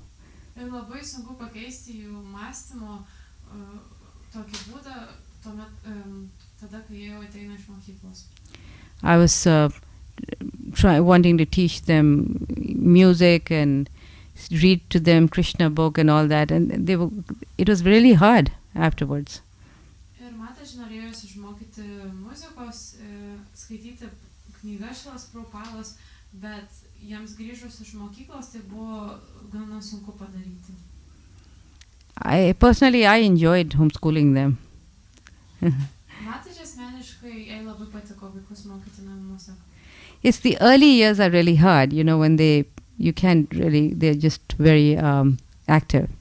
Tie ankstyvieji metai yra labai sunkus, kai yra tokie labai aktyvūs tie vaikai. But once you get past that stage, the troublesome twos and all that, then it's not so difficult. Bet kai jau paauga, tuomet tai nėra taip sudėtinga. Yes. So, radical speaking, is homeschooling always the best choice if it's possible? Because you said we take more importance to the source than the information, because the mother wants always the best, even if she's a bad teacher, or can be public school in some places be the better option? The better option? No. It's never No. Taigi klausimas, ar namų mokymas visuomet pats geriausias pasirinkimas, ar galbūt tam tikrais atvejais mokyklinis ugdymas gali būti geresnis pasirinkimas. Ir mataji pasakė, ne, visuomet namų mokymas yra pats geriausias pasirinkimas. No. That cannot be the better option, because we are trying to give them a Krishna-centered education, a God-centered education, and it's not there. And especially, 20 years ago, the biggest problem in America in schools was chewing gum. Taigi, tai negali būti geresnis pasirinkimas tos mokyklos pasaulietinės, nes Krišna nėra centre ir labai didelė problema Amerikoje buvo anksčiau, tai kramtomoji guma. They would stick the gum under the desk, right? And so it was a big problem. Jie prilipindavo tą gumą po stalu, suolu. And now, what is the biggest problem? Dabar didžiausia problema? Yes, guns, shooting, drugs, so many problems. Šaudimai, ginklai, Abortion, abortai ir visos kitos problemos. So times have really changed. Labai pasikeitė laikai. The times I also went to school, outside school, but things were not the same. So people argue that you went to school, so why not the kids? Tai laikai labai pasikeitė nuo to, kai, pavyzdžiui, mataji į mokyklą ir gali būti pateiktas toks argumentas, mes ėjome į mokyklą, kodėl vaikai irgi negali įti mokyklą. See, Prabhupada said that our children are not ordinary children. Šila Prabhupada pasakė, kad jie asidavusi vaikai, tai nėra paprasti vaikai. Because they've taken birth in devotee families, it means that they've already done a lot of their devotional service and they are here just to make it their last life. Vien tik tas faktas, kad jie gimė pas atsidavusių šeimoje, tai reiškia, kad jie sukaupė labai daug atsidavimo tarnystės, atliko praeitose gyvenimuose ir dabar jie pasiruošę padaryti taip, kad tai būtų jų paskutinis gyvenimas. Even if with our best families, like I grew up in India, and my parents were vegetarian, but we didn't grow up chanting the holy name of the Lord, Netgi ir labai gerose šeimose, Indijoje, pavyzdžiui, mataji šeima buvo vegetarai, bet jie nekartojo švento vardo. These children are very, very special. Taigi tie vaikai yra labai, labai ypatingi. The Prabhupada said that if we raise them right, they will be so empowered that they can become leaders of the country. Taigi Šila Prabhupada pasakė, kad jeigu jūs juos auginsite, ugdysite teisingai, tuomet jie gali būti tokie stiprus, tokie įgalinti, kad galėtų būti šalies lyderiai. We see in the Srimad Bhagavatam all these great personalities, kings, they were Raj Rishis. Taigi matome Srimad Bhagavatam tokius pavyzdžius šitų didžių asmenybių, kurie buvo Raja Rishi. A Gurukul type education, a education which gives good character, doesn't hamper them for anything. Tai Gurukulas tas mokymas does not stop them from becoming big leaders. Taigi Gurukulas tas mokymas ar tas namų mokymas, tai jų nesustabdo kažką daugiau pasiekti gyvenime, pavyzdžiui, tapti dideliais lyderiais ir panašiai. Anybody else has any question? Gal dar kažkas turi kokių Yes, klausimų? Mati. I just brief comment, but please ask first. No, you probably ask. He already asked. We'll give him a chance again. But here. Thank you. I'm very inspired because I'm working as teacher in the high school, and I receive the students from the middle school, and they are not able to read books, they are not able to think, and they are not able to use such instrument. And one moment, our high school is the very, very prestige. It is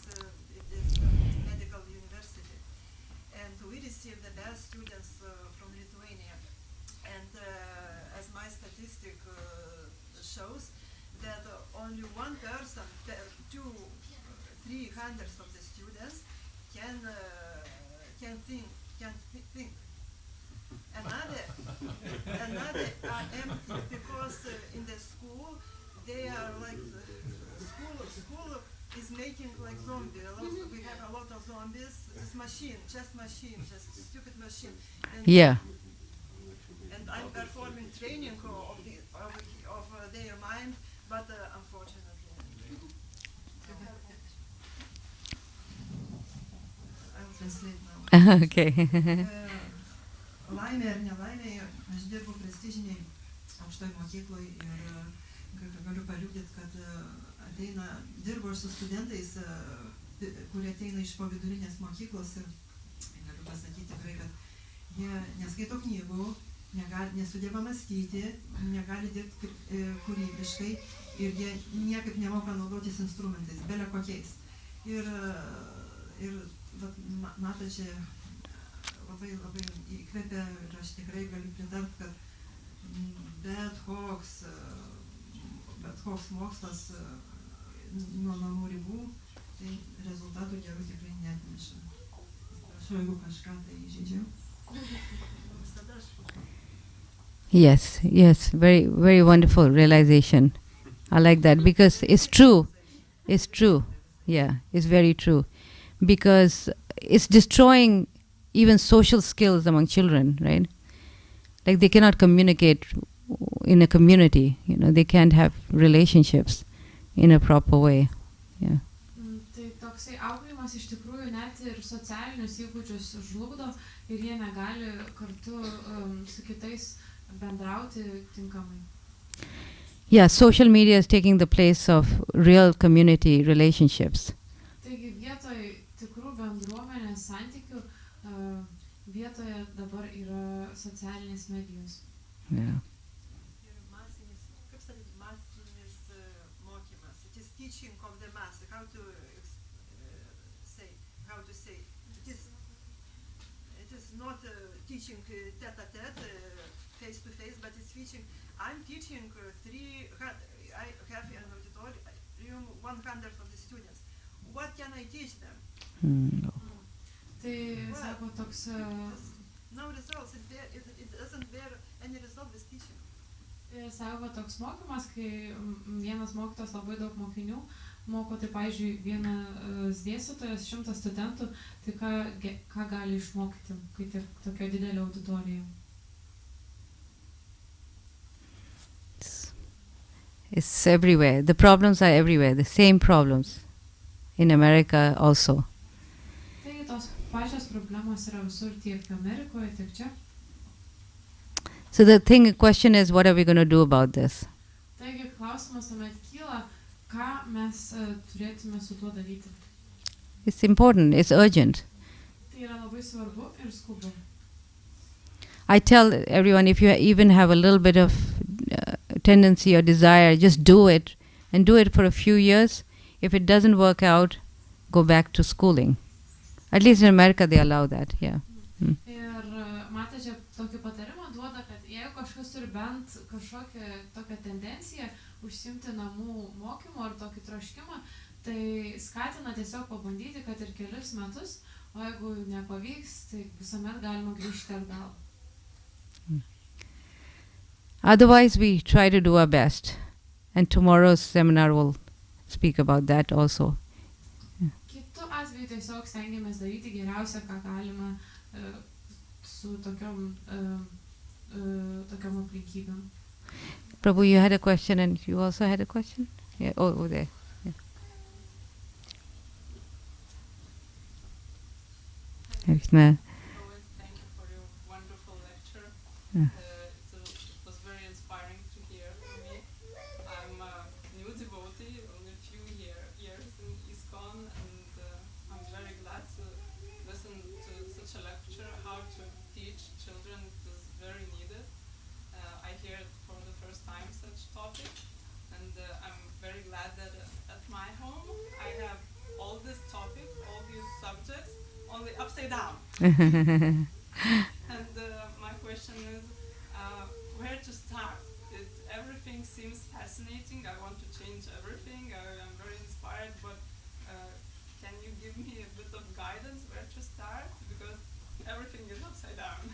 How old are the children?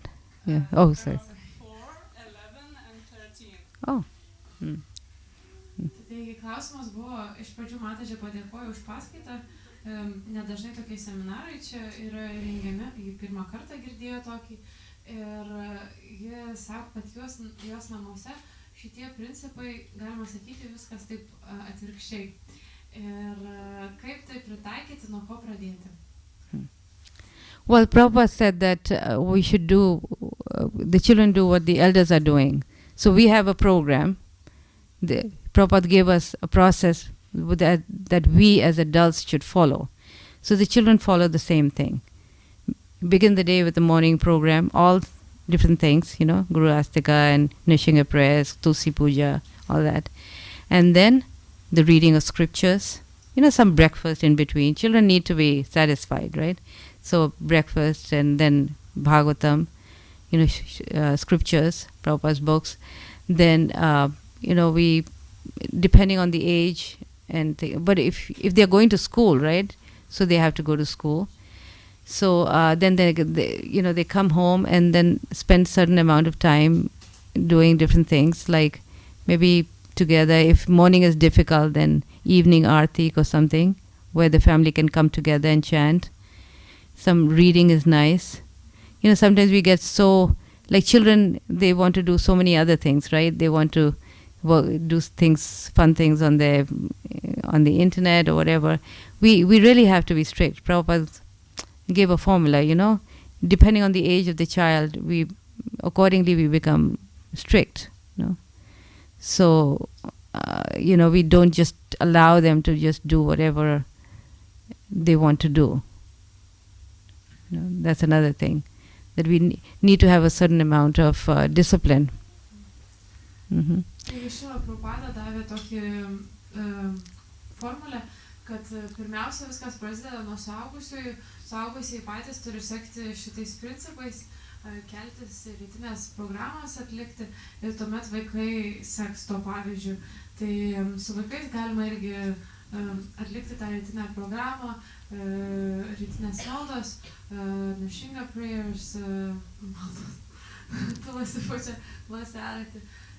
Ir tuomet gali būti Šrimad Bhagavatam paskaita, po to reiktų ir pavalgyti, kad vaikai šiek tiek atsigautų, prasadas, pusryčiai, tuomet galima tęsti studijas, o jeigu reikia vaikams į mokyklą, gali tuomet į mokyklą eiti, negali, bet reikia mokyklą eiti, tuomet vakarinė gali būti arati ir panašiai. Ir labai svarbi ta disciplina, Mataji akcentavo, kad nebūtų tokia palaida bala, kad vaikai daro, ką nori, kada nori. Are you facing any problems? Ar susidarėte su problemomis? Always. Like too much of addiction to screen time and things? Yeah. Maybe the first problem to deliver to my husband that it is needed to change something in our life and at home. Uh-huh. Yeah. Well, bring them to the temple. Another thing is make temple the center for them of their life, because if there's a lot of things going on, like evening aarti going on, and perhaps take the lead in arranging a drama and things like that. As grahasthas, we can come together, all of you can come together and make plans for your young children, for teenagers. You can have youth groups, that they can do things together. That works really well.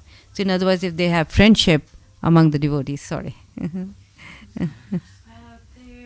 Mataji dalinosi, kad yra problemų iš auditorijos, kad vaikai daug laiko prie ekrano praleidžia ir taip pat vyras ne visuomet taip palankiai žiūri ir nenori gal, kad viską taip pakeisti. Ir Mataji dalinosi, kad tuomet galima atvesti vaikus į šventyklą. Čia irgi vyksta vakarinė arati, jie gali dalyvauti, stebėti, tai taip pat galima pasistengti, prisimti iniciatyvą, organizuoti vaikų dramos spektaklius, jaunimo, paauglių programas ir panašiai, tiek daug vaikų galima įsitraukti ir vaikus įtraukti. Prabhu, what do you think? Getting more involved for the children to get more involved in temple life. That's a good thing, isn't it? Yeah. Tai būtų geras dalykas įtraukti vaikus į tą šventyklos gyvenimą. To be honest, but I haven't thought about it so much. What are some beginning steps you might recommend? Well, just supporting, like encouraging the grahasthas to take the initiative to arrange things, to organize things, like dramas and festivals and a youth group wherein they can come together and do activities. They could even volunteer time in the temple. Teenagers are old enough, where they even can cook, make a feast with the help of adults. Like getting the children more involved in the temple.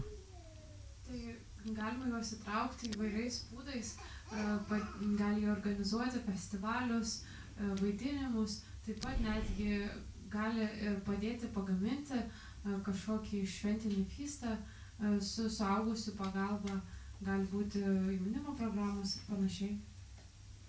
When I gave the seminar in Chowpatty temple, His Holiness Radhanath Swami's temple, so most of 50% my audience was brahmacharis.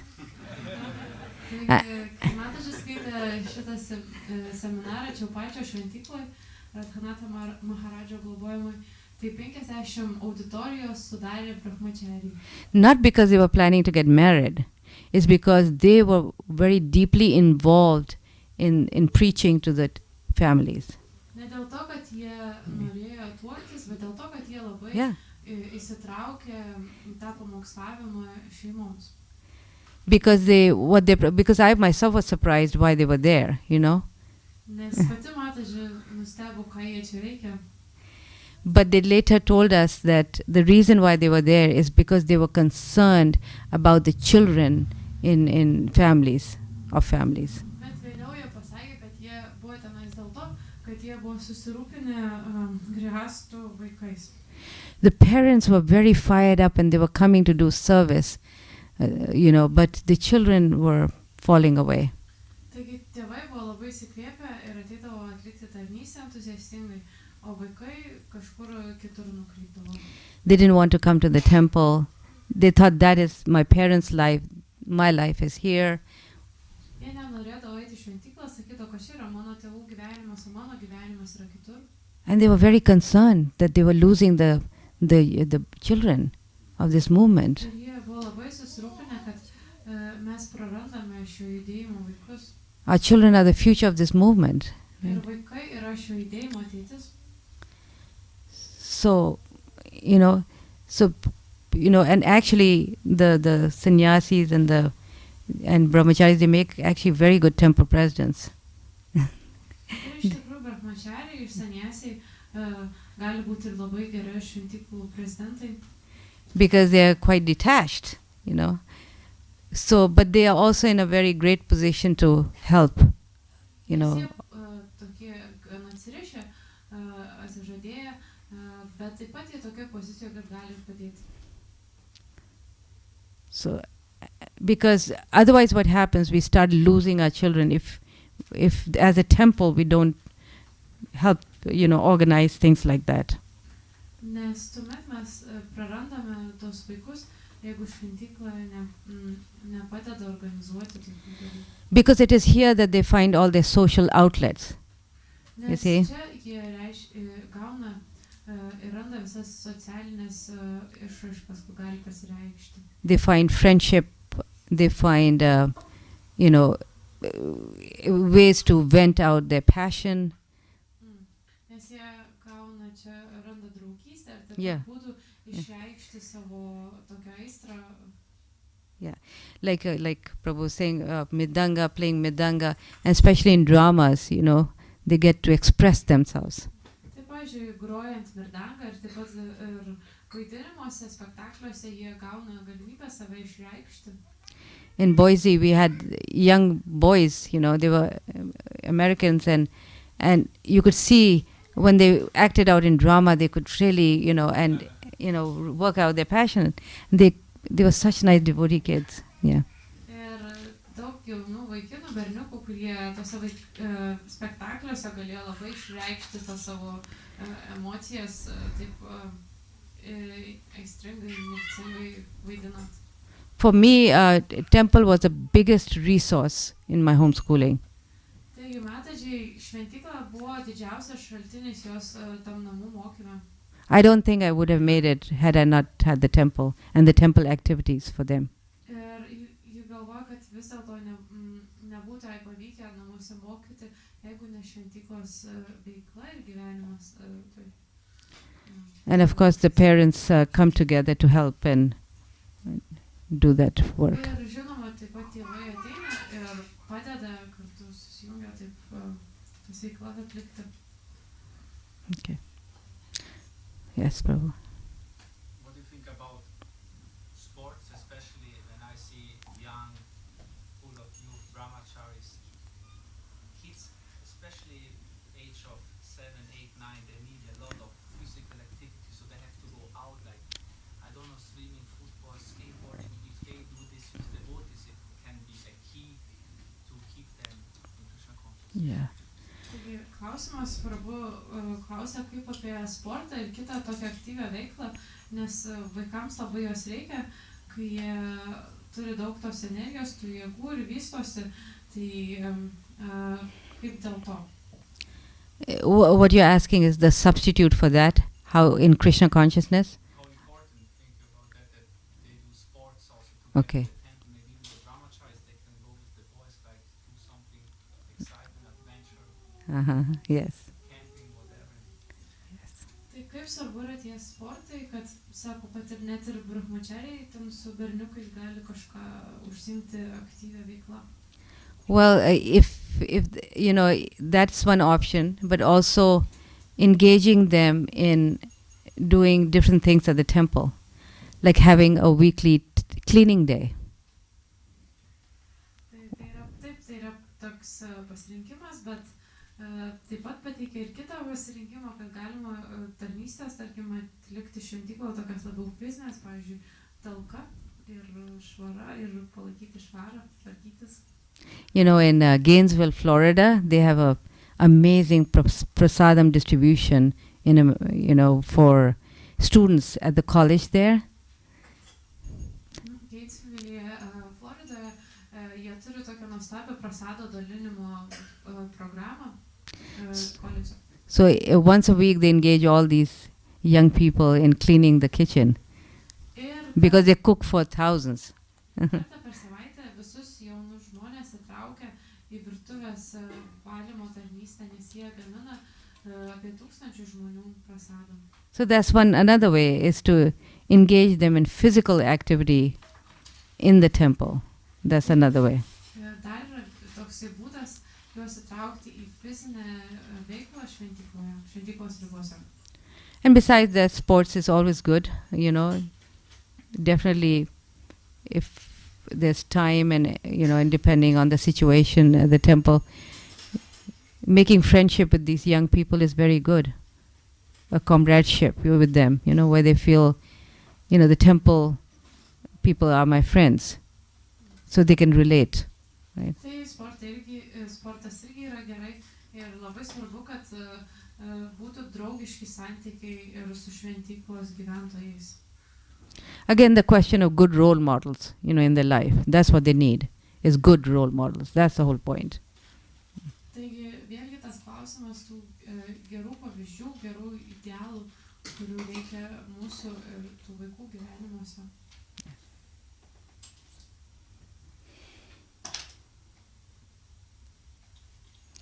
Yes, please. You were saying that the homeschooling has that kind of tutoring thing that you are just with small group. So I have like one doubt about homeschooling and one doubt about Gurukul. In terms of the homeschooling, that the children don't get to play with other kids maybe because they're at home, or even though they may come the same as going to the school every day. You Mhm. make these strong friendships.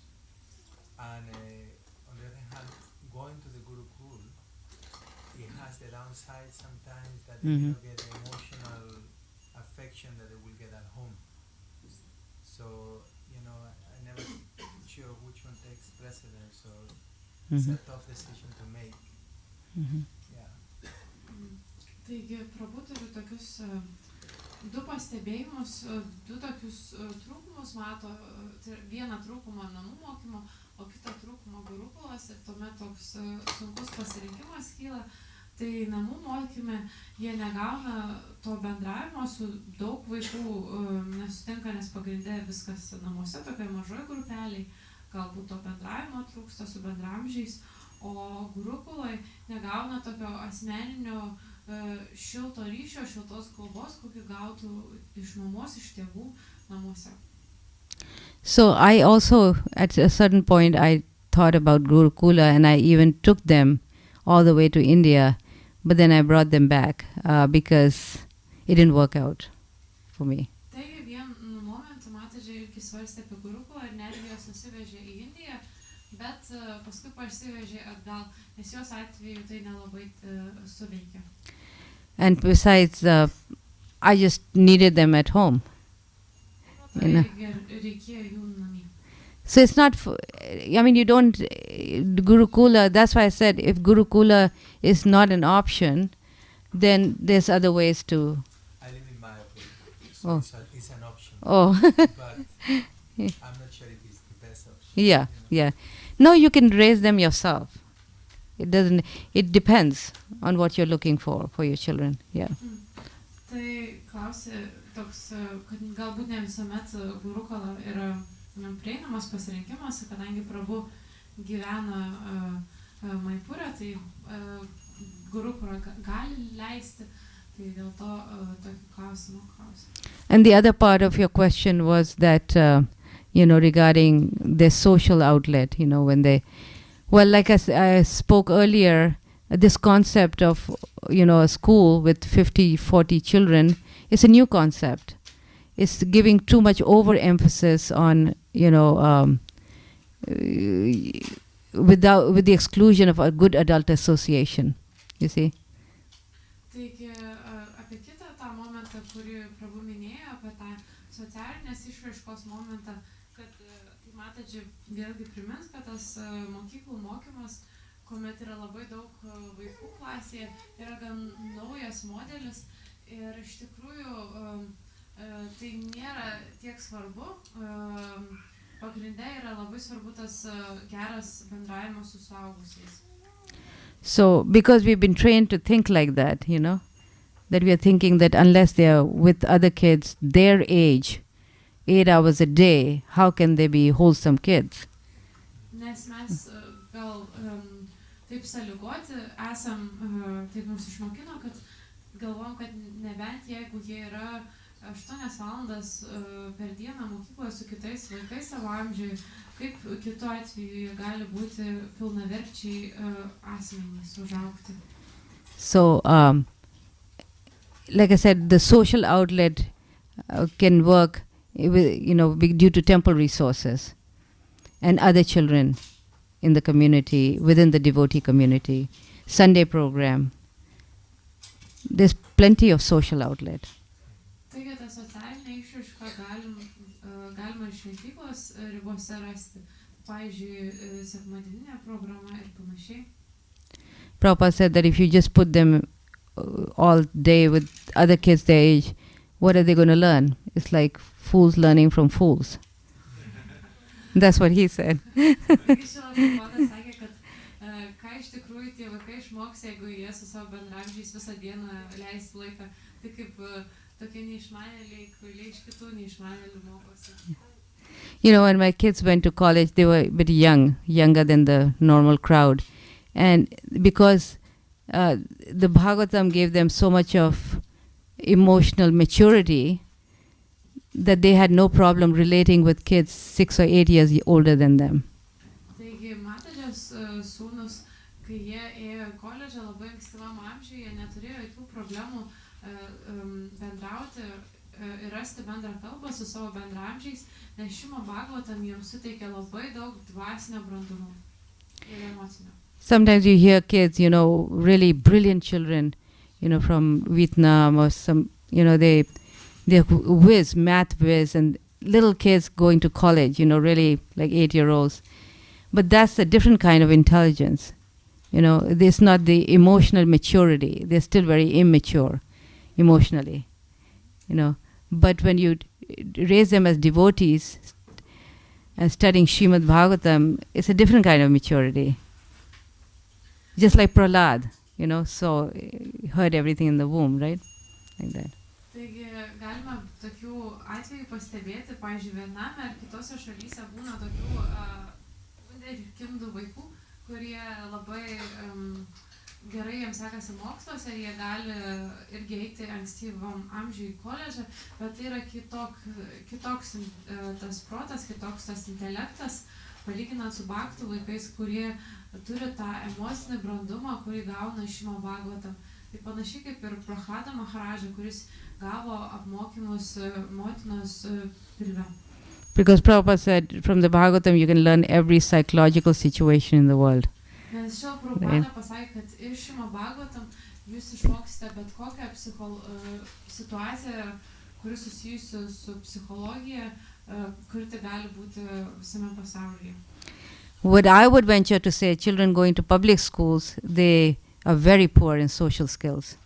Ir mataji norėtų paminėti, kad tie vaikai, kurie eina į viešas mokyklas, jie iš tikrųjų jiems labai taip prastai sekasi su socialiniais įgūdžiais. I don't know if you've been in a conversation with somebody and as soon as you don't know if there's if you don't know what to say and you're quiet, then immediately they pull out their phones and start tapping on it, right? Tai, pavyzdžiui, būna tokia situacijos, kad jeigu įvyksta pokalbis ir būna tokia tylos minutė, tai tuomet jie užpildo tą tarpą, išsitraukia telefoną ir pradeda ten baksnoti kažką jame. I don't know if you walk down an airport and you look right and you look left and there's restaurants. There may be 5 people sitting on the table. Each one has got their cell phone out. They're not talking to each other. Tai, pavyzdžiui, galima pastebėti oro uostuose, kur yra restoranai, kavinės, pavyzdžiui, prie stalo sėdi 5 žmonės ir visi iš jų žiūri į savo telefonus, o ne bendrauja tarpusavyje. So how can there be good social skills under such an environment? Tai kaip gali būti geri socialiniai įgūdžiai tokioj aplinkoje? Good social skills happens with good community relationships. Taigi geri socialiniai įgūdžiai išugdomi gerose bendruomenės santykiuose. And a devotional lifestyle can give that. Ir atsidavimo tarnystės toks gyvenimo būdas gali tai suteikti. Okay. Anybody else? Yes, Bo.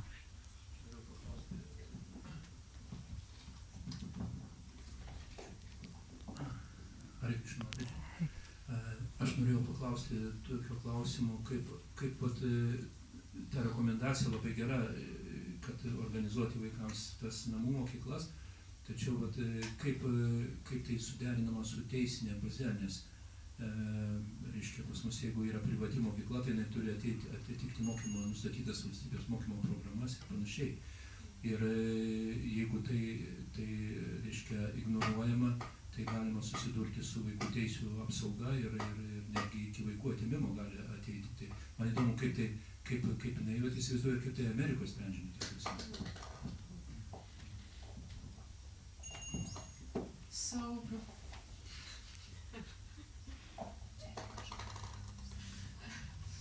So Prabhu has this question. He says it's a very good advice. You said to provide children with homeschooling, but also he wants to ask how it is illegally done, because in Lithuania at least we have to follow a curriculum given by government, have to stick to that, even if it's a private school or homeschooling, we can teach whatever we like. Otherwise, there are some institutions that maybe even could take the children away, and some punishments for that. So, how to do that legally? What's the situation in America? How is it done there? Well, America, we don't have any restriction for homeschooling. They provide all the facilities, a few facilities, like testing once a year for the children, homeschooling children. They provide curriculum, but you don't have to do any of those. It's not compulsory. Taigi Amerikoje nėra privaloma ta programa visiems nustatyta visuomenės. Yra ten tam tikri testai, kuriuos vaikai turi atlikti, bet šiaip bendra programa gan laisvai yra tokia pasirinkama. But I understand about the restrictions here. So you could follow the curriculum, and then you could, even then it's going to be valuable, even if you were to follow, yeah. Supranta, kad šitos apribojimus, kurie yra taikomi Lietuvoje, bet mes vis tiek galime sekti tą programą, kuri duota, bet vis tiek tas namų ugdymas yra vertingas ir naudingas. Can I add something to this one? It is not difficult to cover this our Lithuanian curriculum because the educational system, school provide this curriculum, then they provide the co-repetitors, and we can do this distance through the computer. This is consultants, your children can take consultations from the teachers from a school, but it can be in the home. It's not difficult. Tai sako, matote, kad nėra iš tikrųjų taip sunku padaryti, nes mokyklos duoda tą visą programą. Taip pat yra per nuotolinį mokymą galima ir su korepetitoriais bendrauti ir viskas yra suteikiama. There are some examples of students like that. Yeah, I know. Yeah. So in other words, it's not, you don't have to follow the curriculum. You can get away with it, you're saying? Tai klausia, ar jūs sakote tai, kad vis dėlto nereikia sekti tą programą? No, we ought to follow curriculum. Okay. But it is not very Difficult, for yeah. some. Mm-hmm. Because school helps with schools. It provides the co-repetitors, it provides the materials. Tai sako, kad taip reikia sekti tą programą, bet tai nėra taip sudėtinga, nes iš tikrųjų mokykla suteikia tą visą mokymosi medžiagą, korepetitorius, mokytojus ir panašiai. Also, I think it makes a big difference, as you said, first the vote is much important, is the source, not the information. And I heard from different devotees, if it comes about learning, for example, this homeschool, when they have now, by the corona, they have by the online teaching. Mm-hmm. You cannot learn a matter really by online. It is very important the personal association. I think if all this nonsense topic in the public school, if they are taught by the parents with a little bit of love and with the right understanding, it makes a big difference when they learn it by the current teacher. Tai sako, kad kadangi yra tas principas, kad labai svarbus šaltinis, o ne tas turinys, todėl labai svarbu, kad tie mokytojai būtų tinkami pavyzdžiai.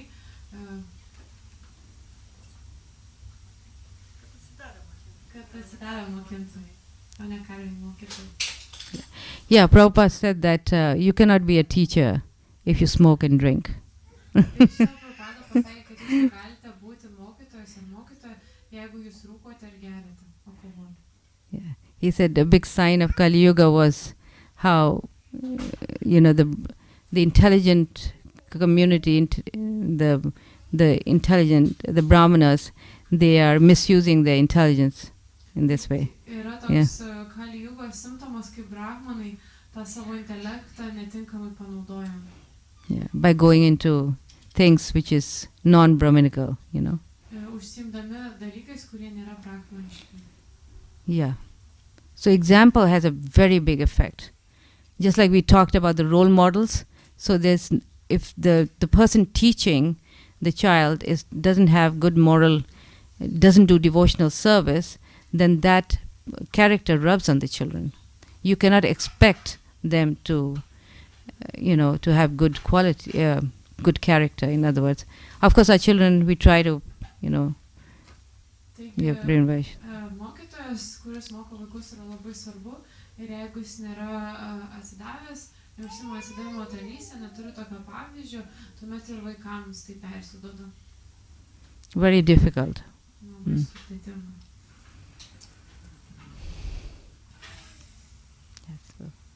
This is a little controversial question, if I'm allowed to ask.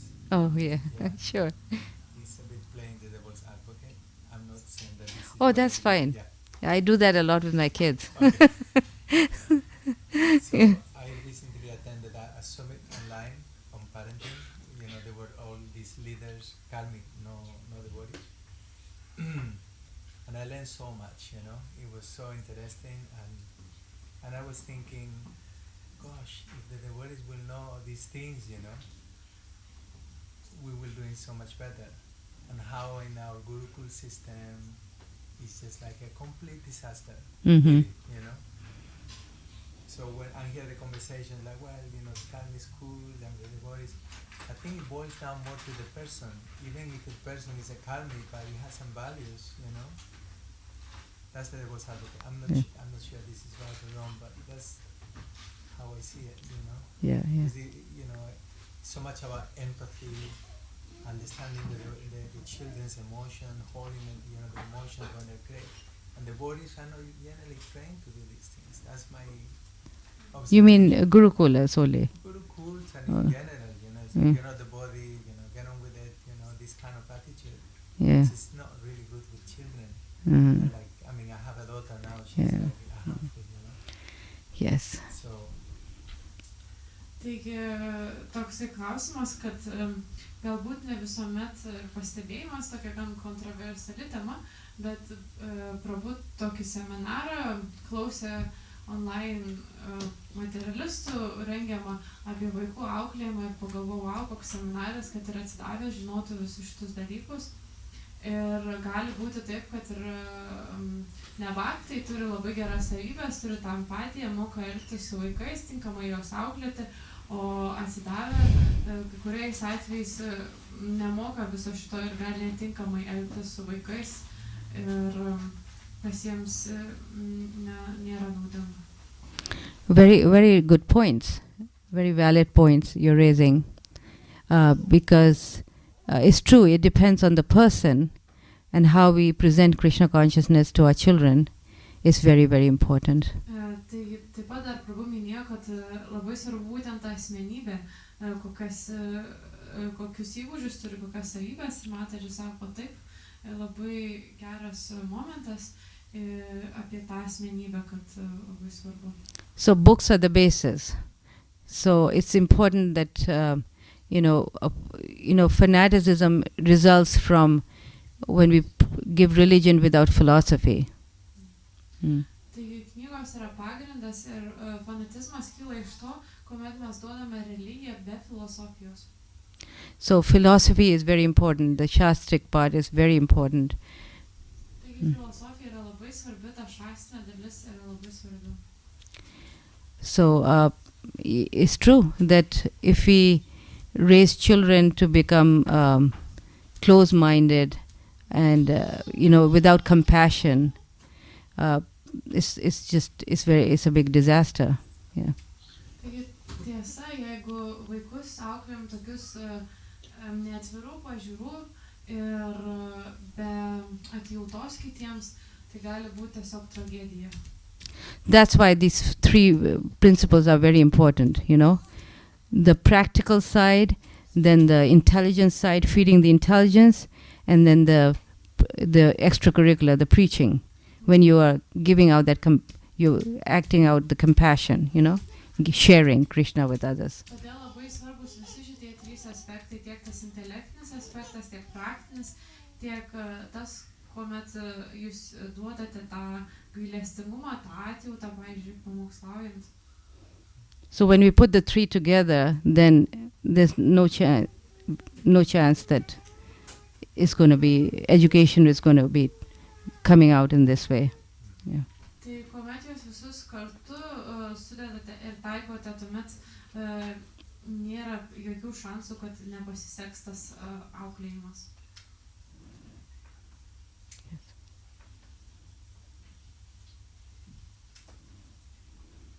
Yes, Mati.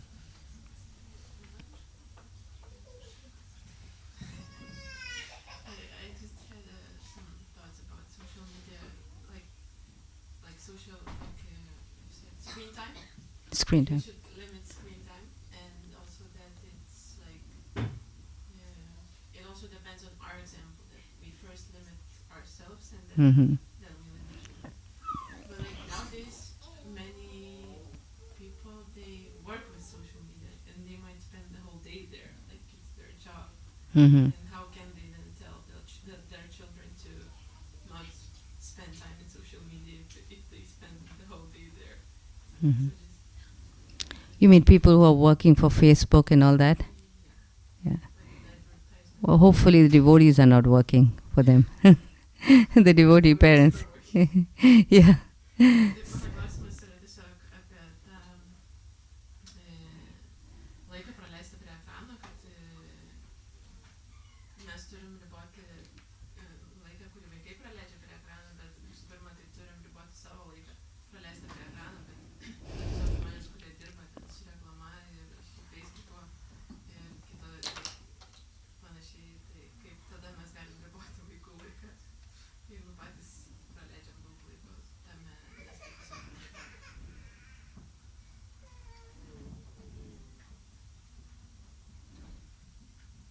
Translate? She translated. She already did. I just Oh. translated what I had to say. Oh, okay. Anybody else has any ideas about what she's suggestions of how to? Gal kažkas Yeah. turi kažką atsakyti? Tai ką jis sako?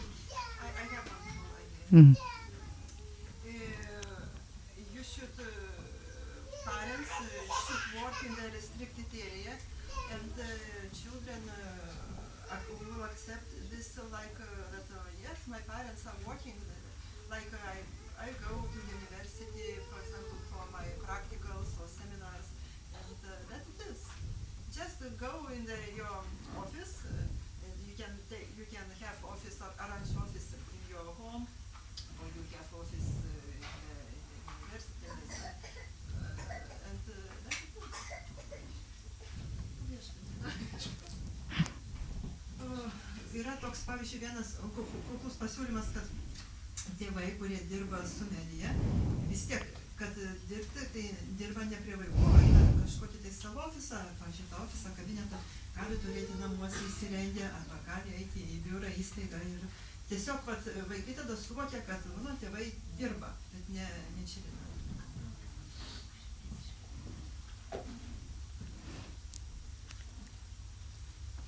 So, yes, so I mean, there's, as long as we are conscious of the fact that what we, that we limit, at least when the children come home, we keep it away in the drawer, So. Tai mes turime būti sąmoningi ir limituoti, skirti, riboti tą laiką ir, pavyzdžiui, dėti kažkur į stalčių, kai grįžtame namo, kaip pavyzdys. Yeah. And we spend devotional time with them, then even if we have to work during our working hours, but it's not like we need to do that in the evening. Tai nors ir mums reikia dirbti per tas darbo valandas, bet vakare galime praleisti dvasingai tą laiką užsiimant atsidavimo tarnystę.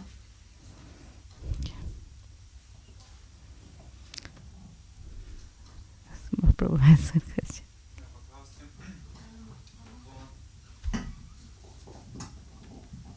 Buvo Namahata su Krišnos Gosvami Maharaž, mes žinom, jisai globoja taip vaikus. Ir jis minėjo, kad pradžioj vaikams labai svarbu, kad būtų fun, toks kaip, linksma. Ir tas linksmumas turi vietą auklėjime pačiam, tai ir paskui kažkada turbūt vaikas turėtų būti rimtesnis gyvenime, ne, ir jau žiūrėti dvasinius principus rimčiau.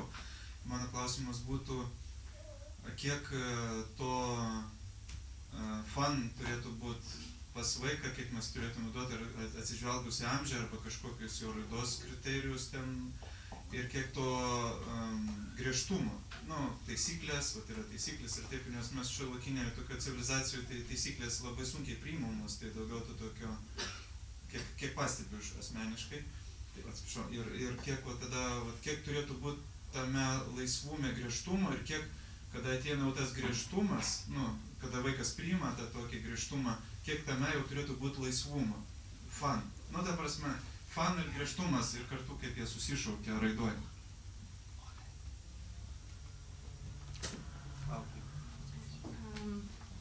So the parents had Namahata with His Holiness Darshananta Goswami, and he mentioned that especially in the early ages of the children's development, it is very important for them to give some fun, to provide them some fun.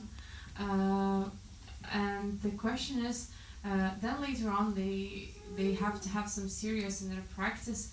So how to balance that and how to know how much fun to give for a child and how much seriousness to give to a child according to his age, circumstances, nature, and so on, and and how to basically balance how much seriousness there should be in the fun and how much fun there should be in the seriousness and kind of flexibility. I think Krishna consciousness is all fun. In other words, when they are, when they're doing activities in Krishna consciousness, they are being educated, but it's fun. It's joyful. Tai mataji sako, kad jie iš tikrųjų galvoja, kad Krišnos sąmonė visa yra linksma ir jie nors ir yra ugdomi, bet tas ugdymas, vystymas yra labai smagus. Yeah, every day is like a festival. Something or the other is going on in the temple or in our lives, right? So it's, if you're looking for fun, I think the Krishna consciousness is the best place for fun. Tai iš tikrųjų, kiekviena diena gali būti festivalis ir jeigu jūs ieškote to linksmumo, to žygios nuotaikos, tai Krišnos sąmonė yra pačios geriausios linksmybės. It's the cleanest fun. Why should we look for fun anywhere else? Pas geriausios tokios linksmybės mums kitur net ir nereikia iš tikrųjų ieškoti. Yeah, going to the park is good, but then the children are playing remembering Krishna at that time. So we're doing things out there, but we're just making it Krishna conscious. That's all. Taip, eiti į parką yra smagu, bet ten, kai vaikai žaidžia, juos vis tiek tą žaidimą reikia susėti su Krišnos sąmonė. Ir tuomet tai linksmybės. I don't see any difference. There's no such, like in a devotee's life, fun can be made Krishna conscious. Taigi mataji nemato skirtumo, nes iš tikrųjų atsidavusio gyvenimo tas linksmybės galima atrasti atsidavimo tarnystės praktikoje. Yeah, I also had to train myself to think that way. Because initially, in the beginning, I was also thinking, okay, this is Krishna consciousness and this is my other life. Ilgainiui mataji turėjo išsivystyti tokį požiūrį, nes prieš tai taip skirstydavo, čia yra Krišnos sąmonė, čia yra kažkokios linksmos veiklos. But for devotees, this is everything. Krishna consciousness is our life.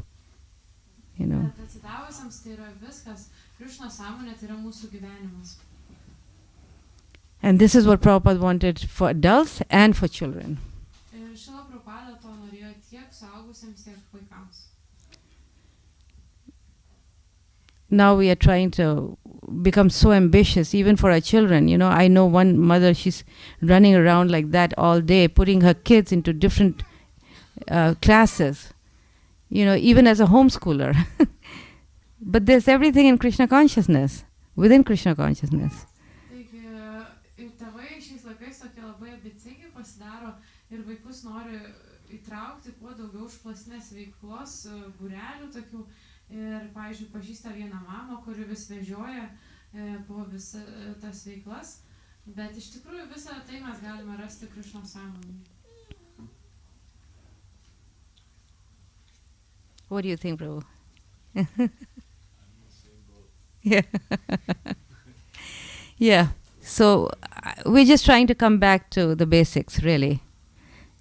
Taigi mes grįžtame prie pagrindų. Because success lies here in the process that Prabhupada gave us, both for our children and for everyone. Taigi sėkmė yra čia tiek vaikams, tiek visiems. Okay. Yes, Prabhu. Turiu tokį klausimą, kaip svarbu tėvams stebėti į tų vaikų prigimtinės savybės, kaip pasireiškia jų prigimtis pradeda reikštis ir kiek tėvai tai matydami turėtų telktis, ugdyti vaiką tam tikrą kryptim ir nuo kurių metų tai prasideda. Who has a question? How important it is to notice the child's nature and tendencies and to educate them accordingly to those? That's very important. We have to see what their varna, what their nature is, and work according to that. Yes, the process is the same. It's just that we have to go in that direction. Yeah. Tai labai svarbu, reikia pastebėti, kokia jų yra varna, kokia prigimtis ir ugdyti juos elgtis tokiu būdu. From what age? 5 years old? Nuo 5 metų. 5. Between 5 and 10. Tarp 5 ir 10 metų. I think this is a sign we should stop now. Should we stop now? No? We don't have to? Okay. Okay. Anything else? Anybody? This is, I just want to say what a wonderful group this is of devotees. Norėtų pagirti šitą atsidavusių grupę. Such wonderful questions and realizations, and Mataji, your experience as a teacher was very helpful. Labai tokie geri klausimai ir realizacijos ir Matažės patirtis mokant. Yes. So I'm happy to, I'll be here tomorrow again to finish the second part, to do the second part. Taigi taip pat ir rytoj Matažė čia skaitys antrą dalį šito seminarų kurso. Thank you. Hare Krishna. Jūs malonė Aruddha Mata išlaikė.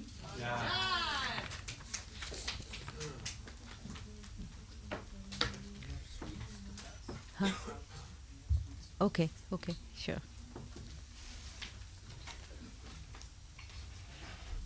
Everybody stay back for sweets. When you can buy books, your books. When? Oh, it's coming in a few days. Yeah, this book is available. This one is available. This is really the main book. I'll ask Prabhu, I'll ask him. These books are available? I will buy all. Yeah, you can buy it today. From him. This is available. Only one now. Yeah, but this is really the foundation. Yes, I want to buy all books. Okay. Maybe later. Yeah, they're coming in a few days, right, Prabhu? Yeah, yes. Okay.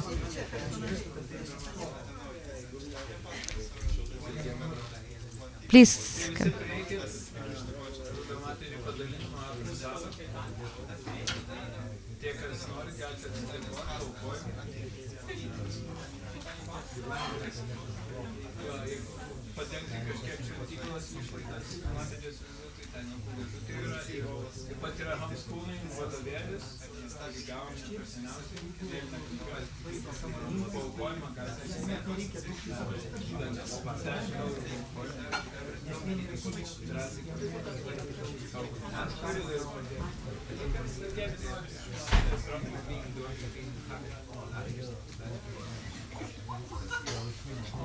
Okay, yes. Hare Krishna. Hare Krishna. Okay. Yeah, you can ask him how much and all that. I don't know. Thank you. Oh, yeah. I think I see more. Okay. Yeah, Prabhu, you take it. You take that. There is 50-50 opinion. It's the same. It's the same. It's just a different cover. Same book. Hare Krishna.